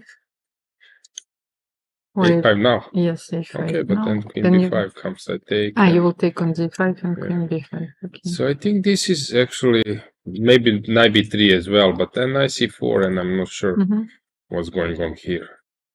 Okay, here I can maybe take rook d1, but it's necessary now that I play something on b3. Because I need to entangle myself. But bishop b3 is not a very obvious move. I like it very much because now that we understand that we need to dismantle white pieces a little bit. So. But for me, it's not tough to separate with pieces which lost their role. Although maybe it's not traditionally, but somehow I'm easy with that. I have sometimes different other decisions are my problems, but like a piece which lost a role, I exchanged it. So Elisabeth played bishop c4, bishop b3, bishop a4, and now you have to play bishop b3 empty back. bishop. Even if I place it on e6 when king b8, maybe empty bishop. If the bishop is on this diagonal, okay, then I would keep it, try to keep it. But I think that this bishop, even if it's on b3, it can be an empty bishop. So, maybe after bishop b3 I don't need to take. Maybe I can move even. But okay, here I'm not sure. Maybe I will penetrate through d7. So we left around here. So castle and queen c7. Is it possible to sacrifice the exchange? This is my style. Yes. This is my style. I like to play this way. Okay, so I have to try, yes? Which piece is going to take on d5? Knight d5, e5, you want to play knight d2 and knight d4, yes? So you take... But let's try bishop d5 first, because on Tantan is hanging on f5 as well. So okay, I forgot I just about wanted that. to see. I forgot about that. Yes. My bad, sorry for that, I forgot, but maybe... Okay, here, bishop c6, queen b4, maybe even king b1, c3. No. This looks very dangerous because you can play bishop c6 and cut my king. So, okay, I don't like bishop d5. So let's say knight d5, e d5. E d5, and how can I... untangle myself here, maybe g6. Yeah, okay. So, I cannot take on b4, maybe I can, but you take bishop d5, so I'll play rook d1, you take on f5, I take on b4. And rook d3, rook c3 is coming. I wouldn't be happy with the black pieces now. And I cannot play e4 because then... Can I play e4? No, no. Knight d4 comes. Yes, knight d4, bishop d5, and I'm probably losing there. Yes, in one move. It's somehow it will be lost. Maybe not knight f5, but maybe even that move, and even bishop f4 and bishop b6 is coming. Okay, that's why she's thinking. This is something. Maybe black shouldn't take something g6 or sorry g6. But okay, never mind. I don't care. I just play rook d1 or something. This sequence of moves is also not very obvious. Rook d5, queen b3. Okay, I would love to go queen b4, but then I'm dropping. Yes, you can take maybe and, everything. Okay, maybe this is even possible because opposite square bishops. No, but I have a draw if I want. Draw in the pocket, but let's say that I take. But I think d5 will come. Yeah, this is the problem. I cannot close if I can. Sorry, if I can place my bishop here. No, but that's why queen b3. I would go for it.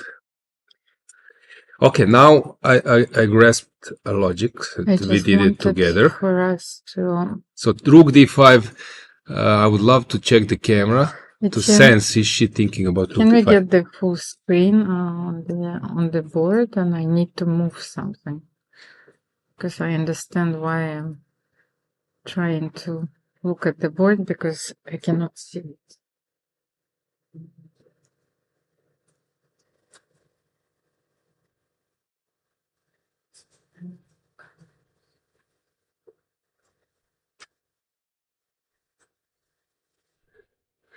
Is she thinking about rook d5?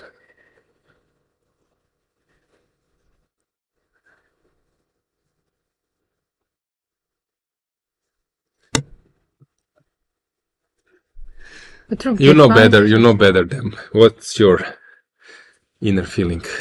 Well, I think that Elisabeth knows that she needs to improve her knight on f3 and somehow at the same time not to allow Bibisara to play d5. So rook d5 deals with the first and knight d2 deals with the second. One psychological question. Yesterday she played this king f8. Viewers could see the interview with Lagno once again. She was playing this king f8, knight c5, all those tough moves. What do you think? And you suffered a tough loss. Is this affecting her today? Well, I talked to Elisabeth yesterday, and even though it was a very painful defeat, she had the feeling that she played a very good game. And that's why she didn't try to play a very safe opening today. She still went for one of most aggressive lines against the Najdorf. And here we are. If she plays rook d5, I think this is really a move of the round till this moment. Since, of course, she's a very educated chess player. She knows the classics, she knows how to attack, very experienced. It's not something, if you play Sozin Sicilian, then you're familiar with this light square domination. But it's tough to separate with your exchange so early. And that's why I think she's hesitating a bit. But on the other hand, this move, when we analyze everything and we understand that d5 might bring a lot of play for black pieces, and simply rook d5, even though it sacrifices an exchange, brings you this possibility of restraining black's pieces, and the bishop on f8 will stay out of play for a long time. Yeah, and I think that the issue is that she knows the strategical part.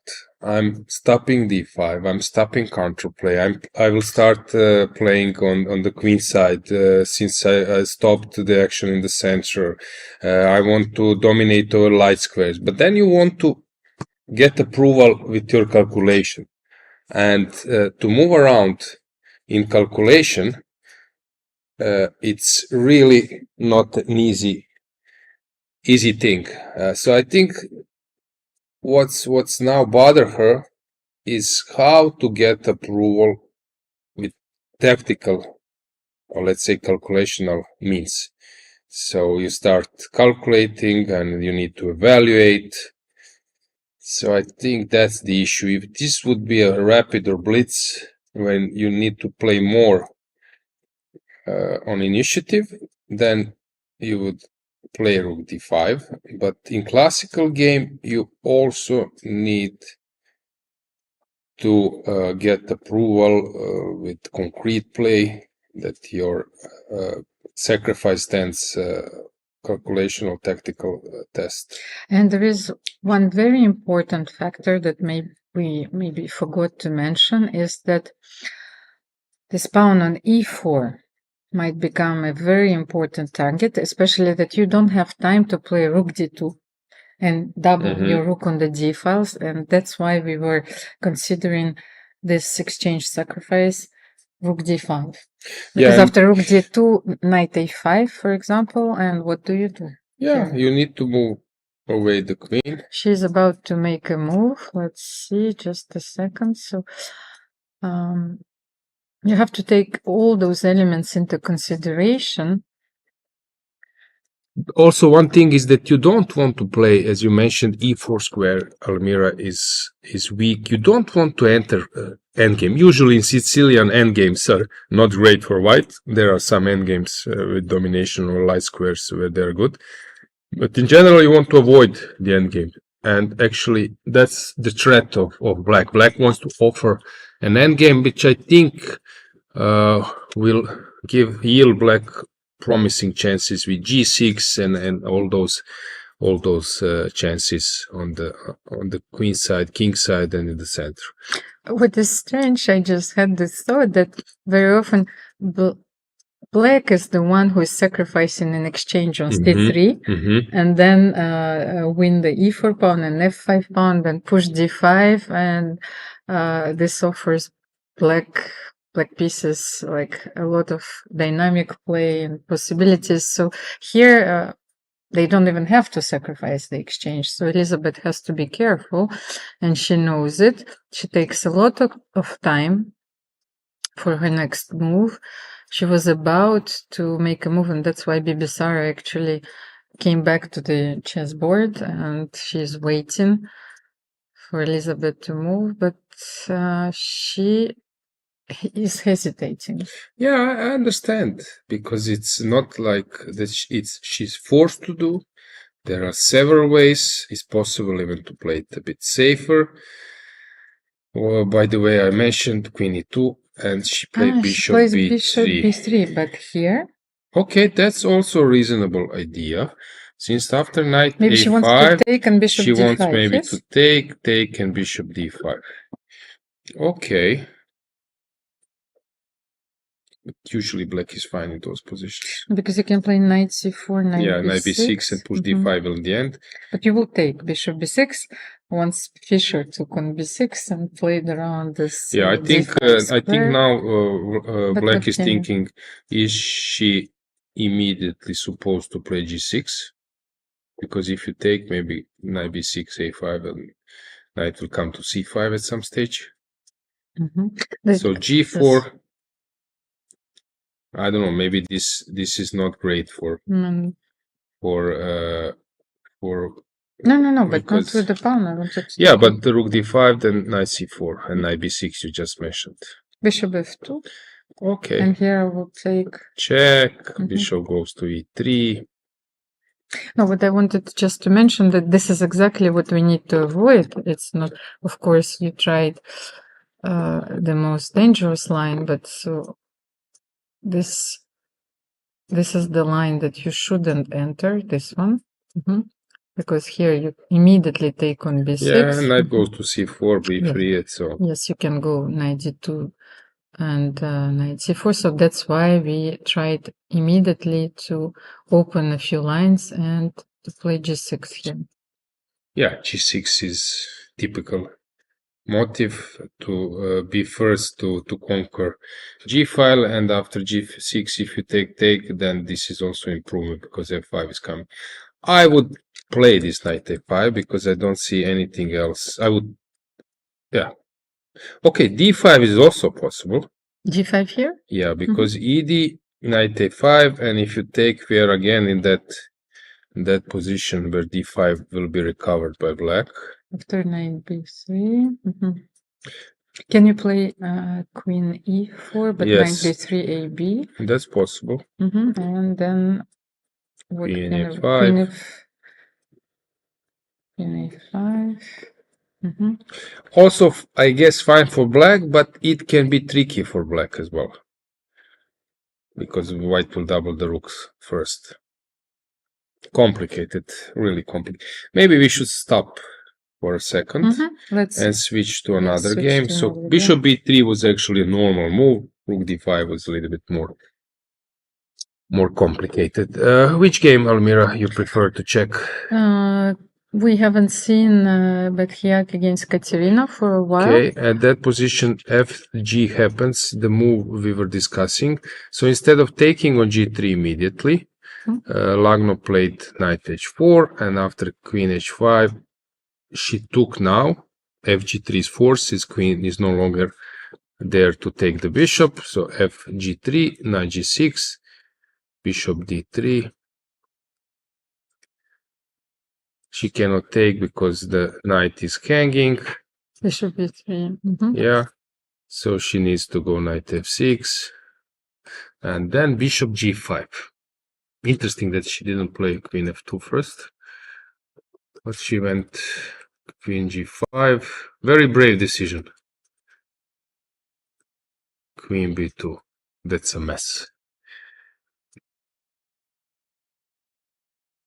It's a mess and we like it. Yes, yes, and actually she's playing very interesting. 20 minutes for Batkhuyag and how many minutes? And more than 40 minutes for Kateryna Lagno. So let's bring the board, of course, and what can be the continuation for black here? Can you take? Let's see if you trade the queens. What is the idea behind this pawn sacrifice? Of course, that white pieces are more active here, but where can I do something? Sorry, not here. Rook b8. And I think that after rook c7, let's say if I defend the pawn in this manner, then bishop d7 wins the pawn back and white's pieces are more active. This is a very pleasant position for white, so Kateryna cannot play in this way. So bishop f5 actually threatening bishop d7. You have to maybe to stop white from doing so. What if I play bishop d7 anyway here? Maybe then what can you do here? Push? Yes. What do you think, Ali? Okay, but white is not risking anything. White cannot be worse here. But also to get something, I don't believe that.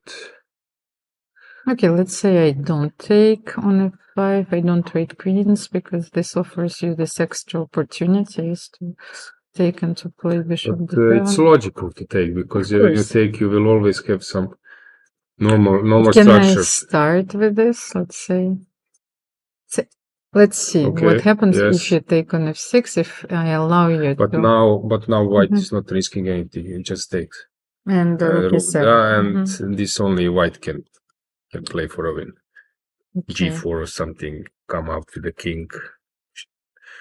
one of the pawns will be lost, so it's white not risking anything. So basically we need to realize, is there any way for black to create anything? If it's not the case, then black should call it a day and make a draw. So like from some logics, it's sort of end game. It's not a middle game, because they will by force exchange the queens. And Almira with the rook on 7th rank to be better with black. I don't believe. I wanted to demonstrate something. Okay. Let's say you think that you have an extra pawn and you don't want to trade queens. Okay. Let's say I wanted to try this move, but then I can see this idea, h4, so maybe I can start with rook d7. Let's say like bishop queen c5 and play h4 here. I have rook f1, so that's why this position is very dangerous, and you absolutely cannot move your queen to d6, because queen d6, maybe I can even start with h4 immediately. And what do you think? No, this is just probably winning for white, not just that it's because yes, I will like win an extra temp, so I will play like, let's say you still don't want to play queen f6, and after h5 you are winning this. But let's start with rook f to c8. So I'm not allowing rook c7. You cannot go to e7. No, but then I take and I play bishop f5. Yeah, but again, bishop g6. So there is no point. If you can go to e8, but then you're dropping a7. You cannot be better. So I think the black needs to force a draw. Let's say that you want to force a draw, which will be the most smooth way that to take on f5 maybe, huh? Yes, yes, but at the same time. And then rook f to b8. No, then rook c7. No, rook c7. That's what I tried to demonstrate before. Yeah. That I will play rook c7, and if you play rook b6, I will play bishop d7, and I will win back this pawn anyway. And this position? Yeah, we can play also rook b2. This, yes, I didn't think about. So this is maybe the best way to force a draw. Rook c6, rook a2. Can I rook c7, let's say. Can I play something? No, a3, you will play rook a2. But again, I can always take on g6. Yes, and place my rook on a7, and then I catch a pawn. No, but now I can take on c2. Yeah.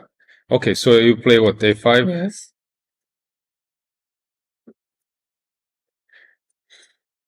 Okay, and this now it's... Yes, because... But this is also a draw. Rook. And then collect this one. It can only be a draw.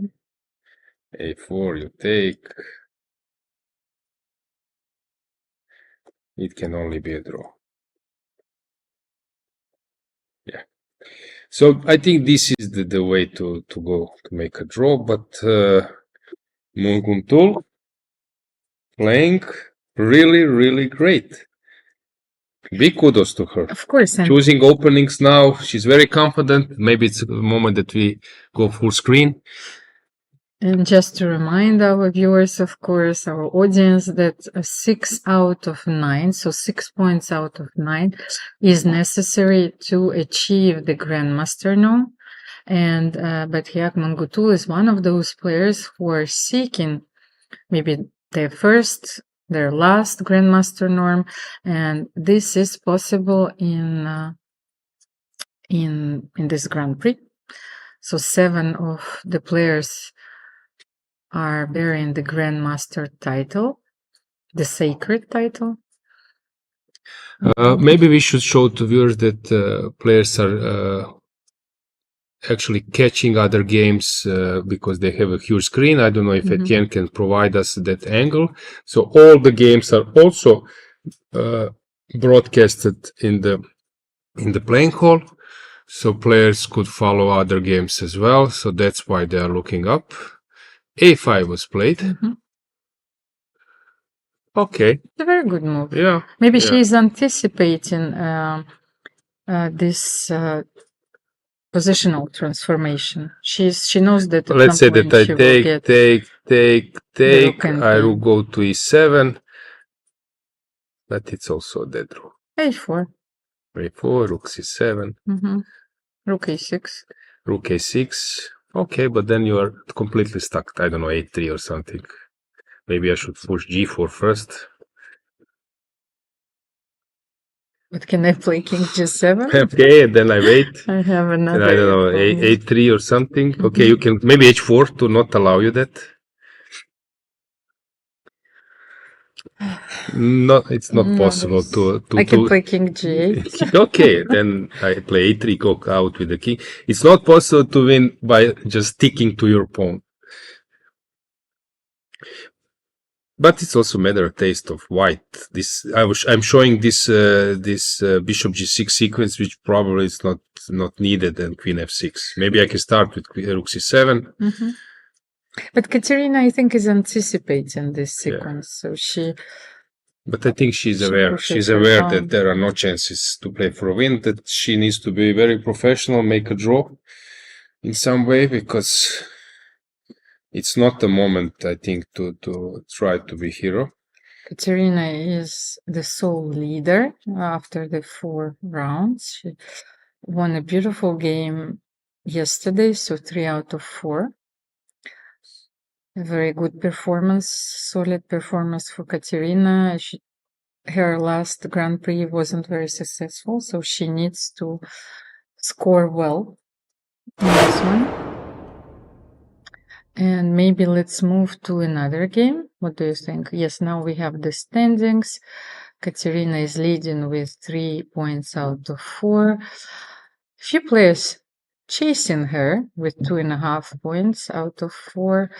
And then you have 2 very strong players only on 50%. I was a bit surprised by the result of Alexandra Goryachkina and Alexandra Kosteniuk, but this only proves how strong is this tournament and how difficult it is to score 1 win. By the way, 6 out of 9 is necessary to accomplish the Grandmaster known. But I wanted to ask you, Alojzije, I think that 6 out of 9 might guarantee you the first place in this tournament. Yeah, +3. We are always measuring this, that 50% is for half, dear viewers, and everything above that, half a point is +1, 1 point is +2, so +3, 6 out of 9, usually +3, at least sharing first place, maybe even, yeah. I think maybe there is a chance that someone will have +4, but +3 is usually at least sharing the first place, yeah. Which is of course a very good result. But now, as I mentioned, I'm quite impressed by Munguntuul, how she is doing so well. And we can say first 2 rounds, it's not easy to say about shape of some player, but now it will be after 5 rounds. Yes, but she's holding her own. Yeah. Because she's, in terms of rating, complete underdog. Actually, probably no one was giving her any chances, because her first tournament, as I mentioned, she lost 5 games with white pieces, which sounds horrible. And here she's on fire. So, which game should we move to? Maybe Zhongyi against Humpy-Khademalsharieh, because we haven't seen this game for a while.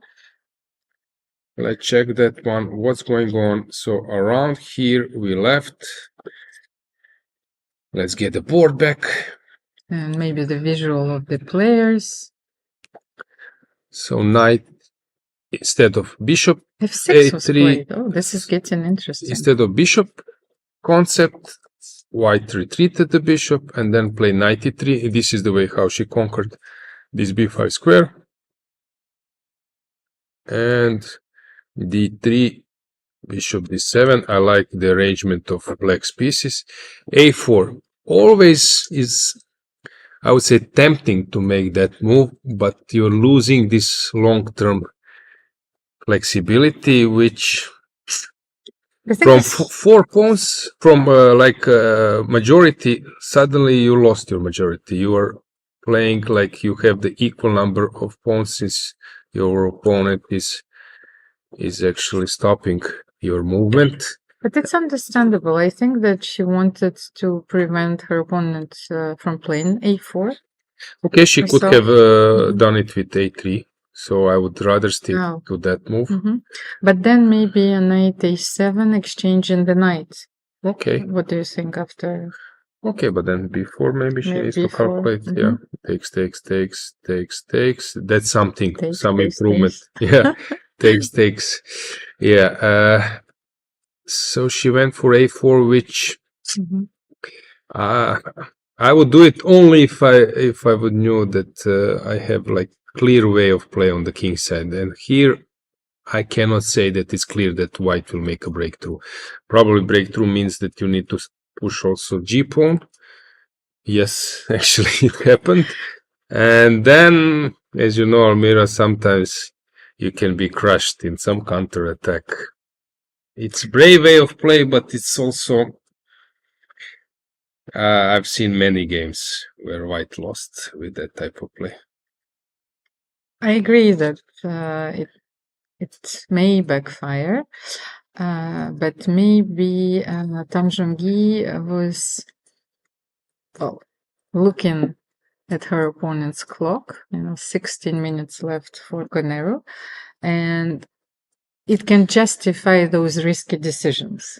To me, at least, that she's completely lost with this concept, Already? because knight to e3 when it lands, and probably knight g4 immediately. Maybe she should have even played g6, but let's say knight g4. Rook. Why didn't she take? Why didn't she take with the rook? I'm curious. It was played with panache, as French would say, but maybe it was not Here, enough. okay, g6. Let's first discuss g6. Mhm. Because bishop can always go back to f8. It's not a mating net.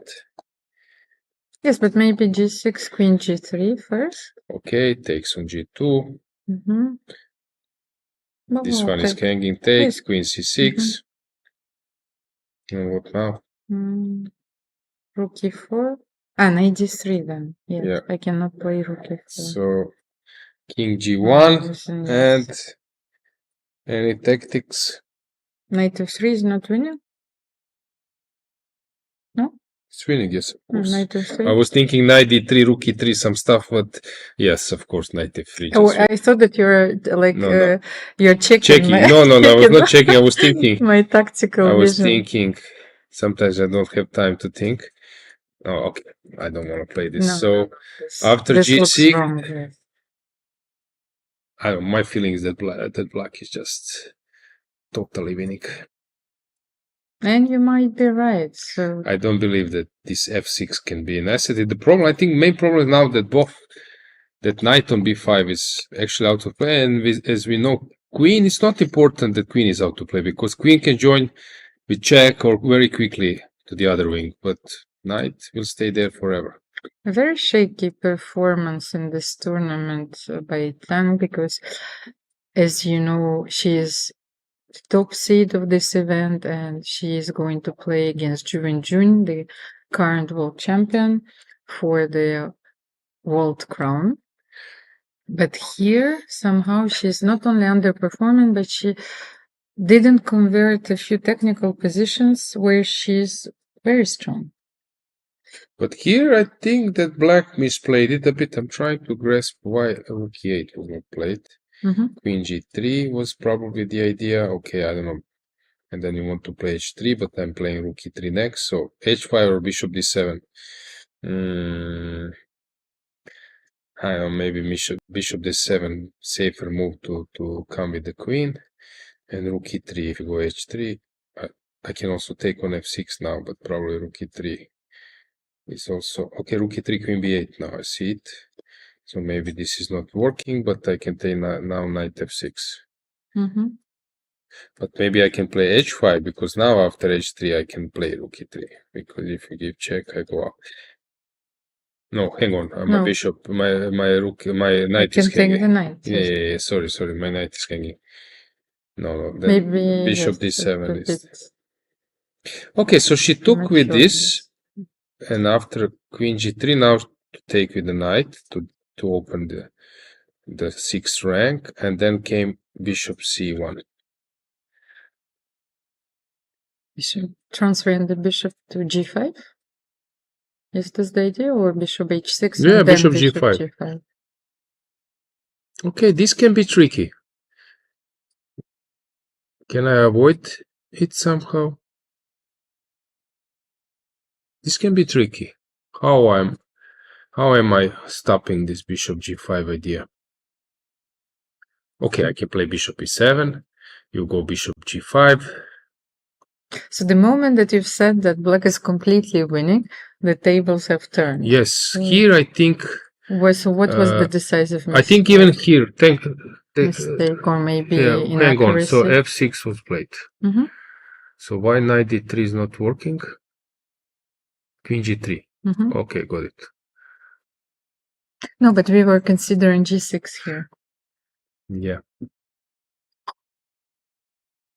g6 was necessary move. Mm-hmm. And then you're threatening And then to take on g2 and queen c6. Because I'm on time to take. I cannot take on g2 immediately. Maybe I can take. And then again this g6.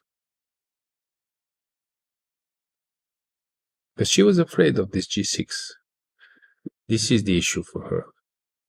But with the bishop, with the dark square bishop, which is still on the board, that's Why cannot I play knight surprising. g6? Also seems to me normal. Yes, you can. Maybe I can like take on e8. Rook e8, rook e8. Mm-hmm. And can I take on g7? Okay, I won't take. I will play some move. Something which is What queen is now? Queen e6. very I cannot. simple. I need to find how to include my queen now. Queen d8. Can you take on g2? Maybe Where? you can. On b7. Sorry. So. If I go knight h4. But maybe she didn't want to allow it this version because the pawn on d4 is always weak. So f and g No, files are g6 g6 was g6 is the called move. for. Yes. Yeah, g6 is the move. And what if I start on knight g6, you take on g7, so I cannot do it. Yeah, g6. G6 actually makes.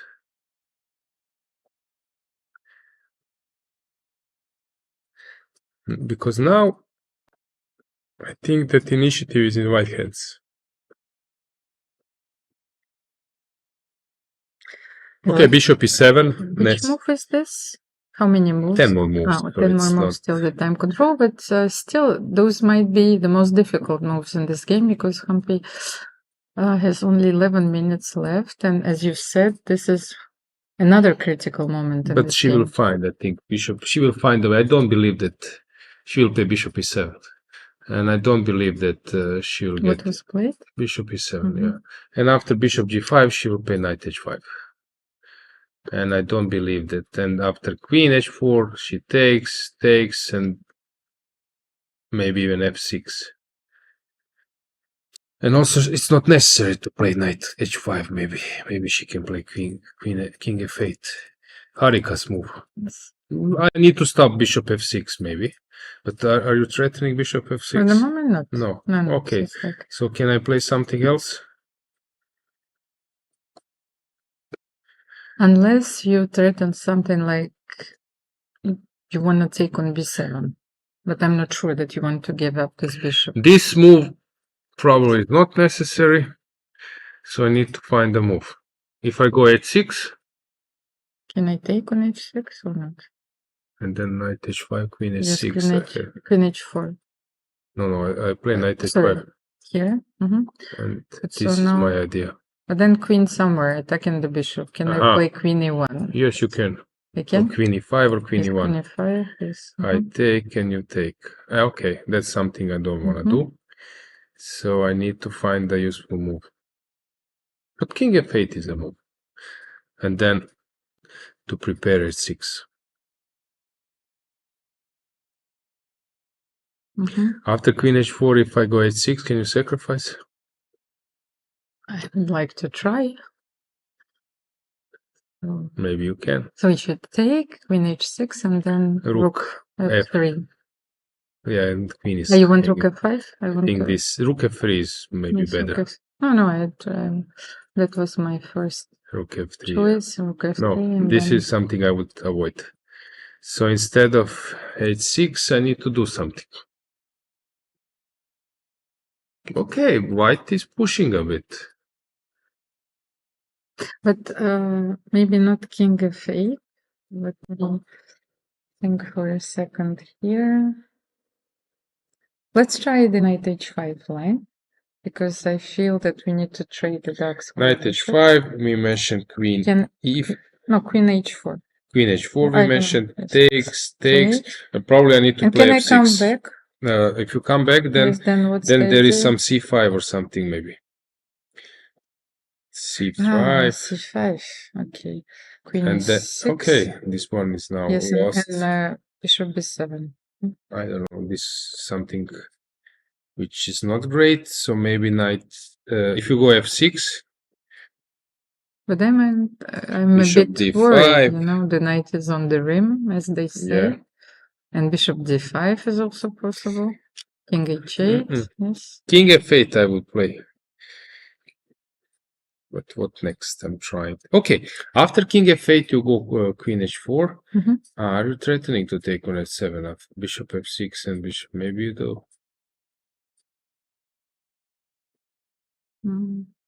Okay, we cannot play h6. We don't want to play bishop b5. So what else do we have? Bishop d7 is the only move, maybe. But it's not ideal if we cannot make a move in this position. Let me think. So you want to deflect my queen with c5. My bishop on e8 has lost the role. If I go bishop d7, you go to c5. Okay, so c5 is a threat. Serious threat. And can we try bishop b5 anyway? So to get rid of this bishop. And try to play something like this.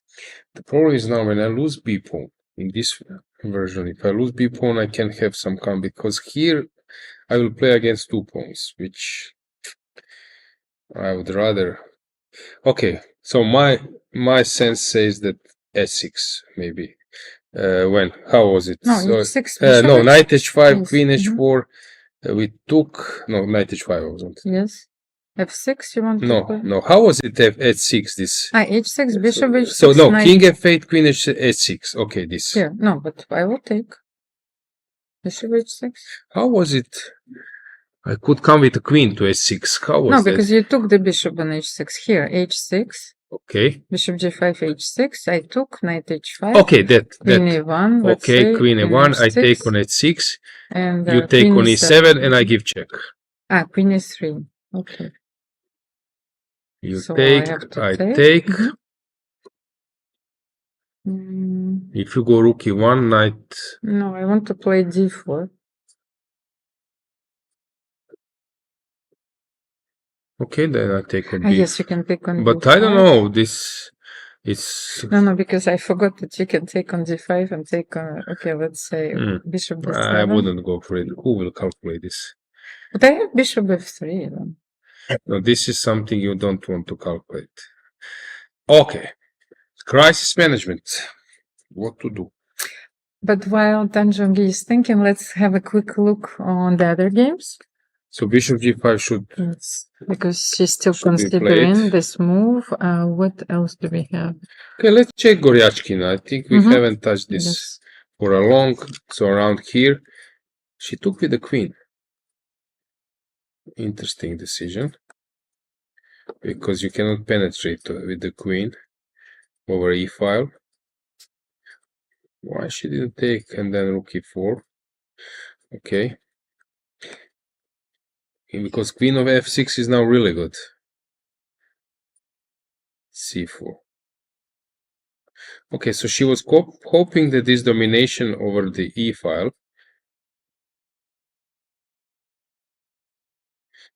Yeah, better for black. She started to go back.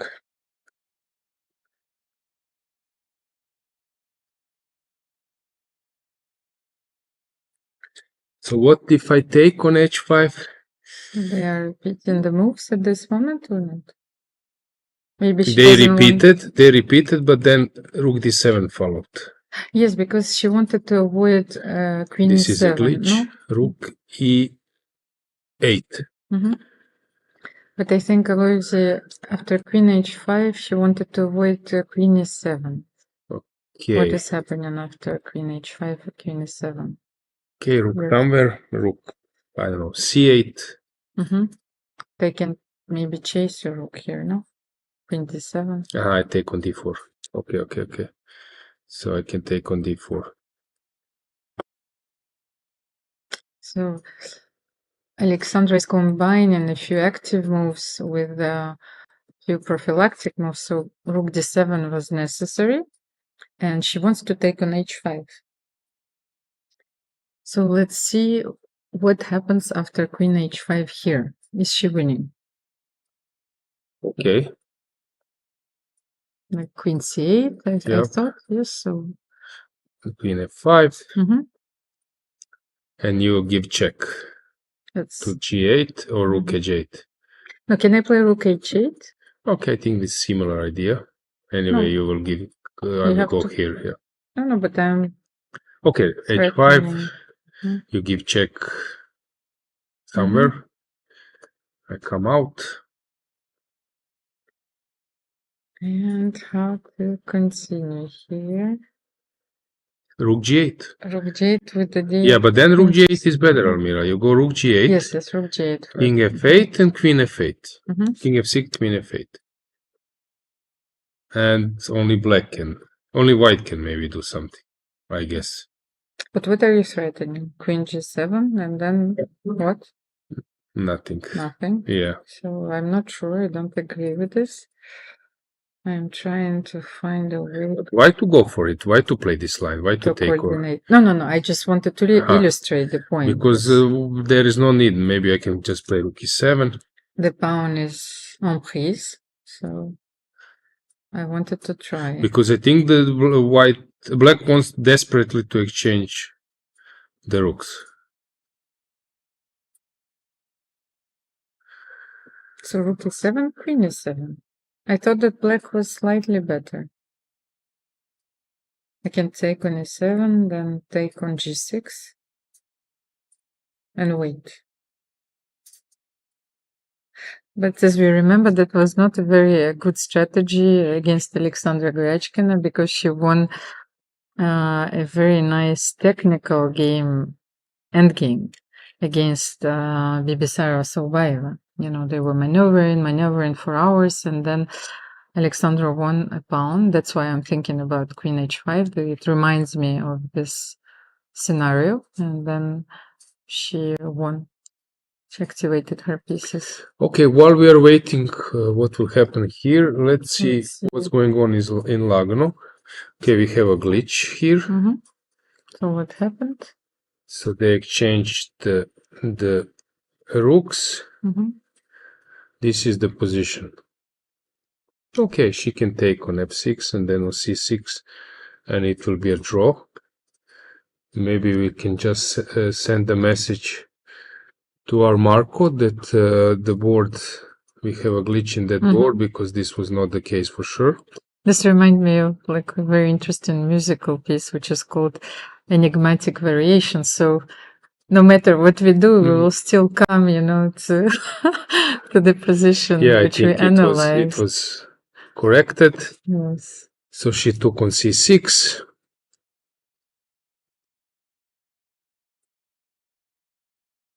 Knight e5 will be played. What else? Yes, knight e5 played. And can you keep the bishop on the board? Let's say, can you try and play bishop f5 here, or you should take on f6? To play it. Just to avoid rook, sorry. Rook is the rook is hanging. Yes, you see, like I'm... Yeah, sorry. I also blundered it. Like I'm looking forward to... Okay, rook f6, knight d3, c d3, rook e2, I don't know, rook f5, you take, and yeah. Dead draw. I don't know, can push pawns, but also maybe white can do something else. Maybe white can forget about f6. She can maybe go for d6. Okay, but it goes to the same position, or c5. That's maybe an easier way. Because now if you go rook e2, so you need to play a4, I guess. No, rook e2, you can. Rook a5, rook e3. She takes rook Rook f6. e4. She took on f6. Rook d3 and come out with the king. That's another option. I would choose that one. So she went for rook f6, knight d3, c d3, rook e2. And what did she play? Okay, so rook e2 is coming.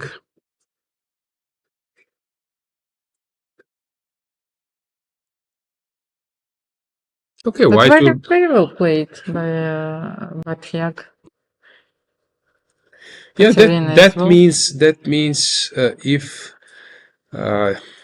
you don't find the right position, that you won't outplay them in some.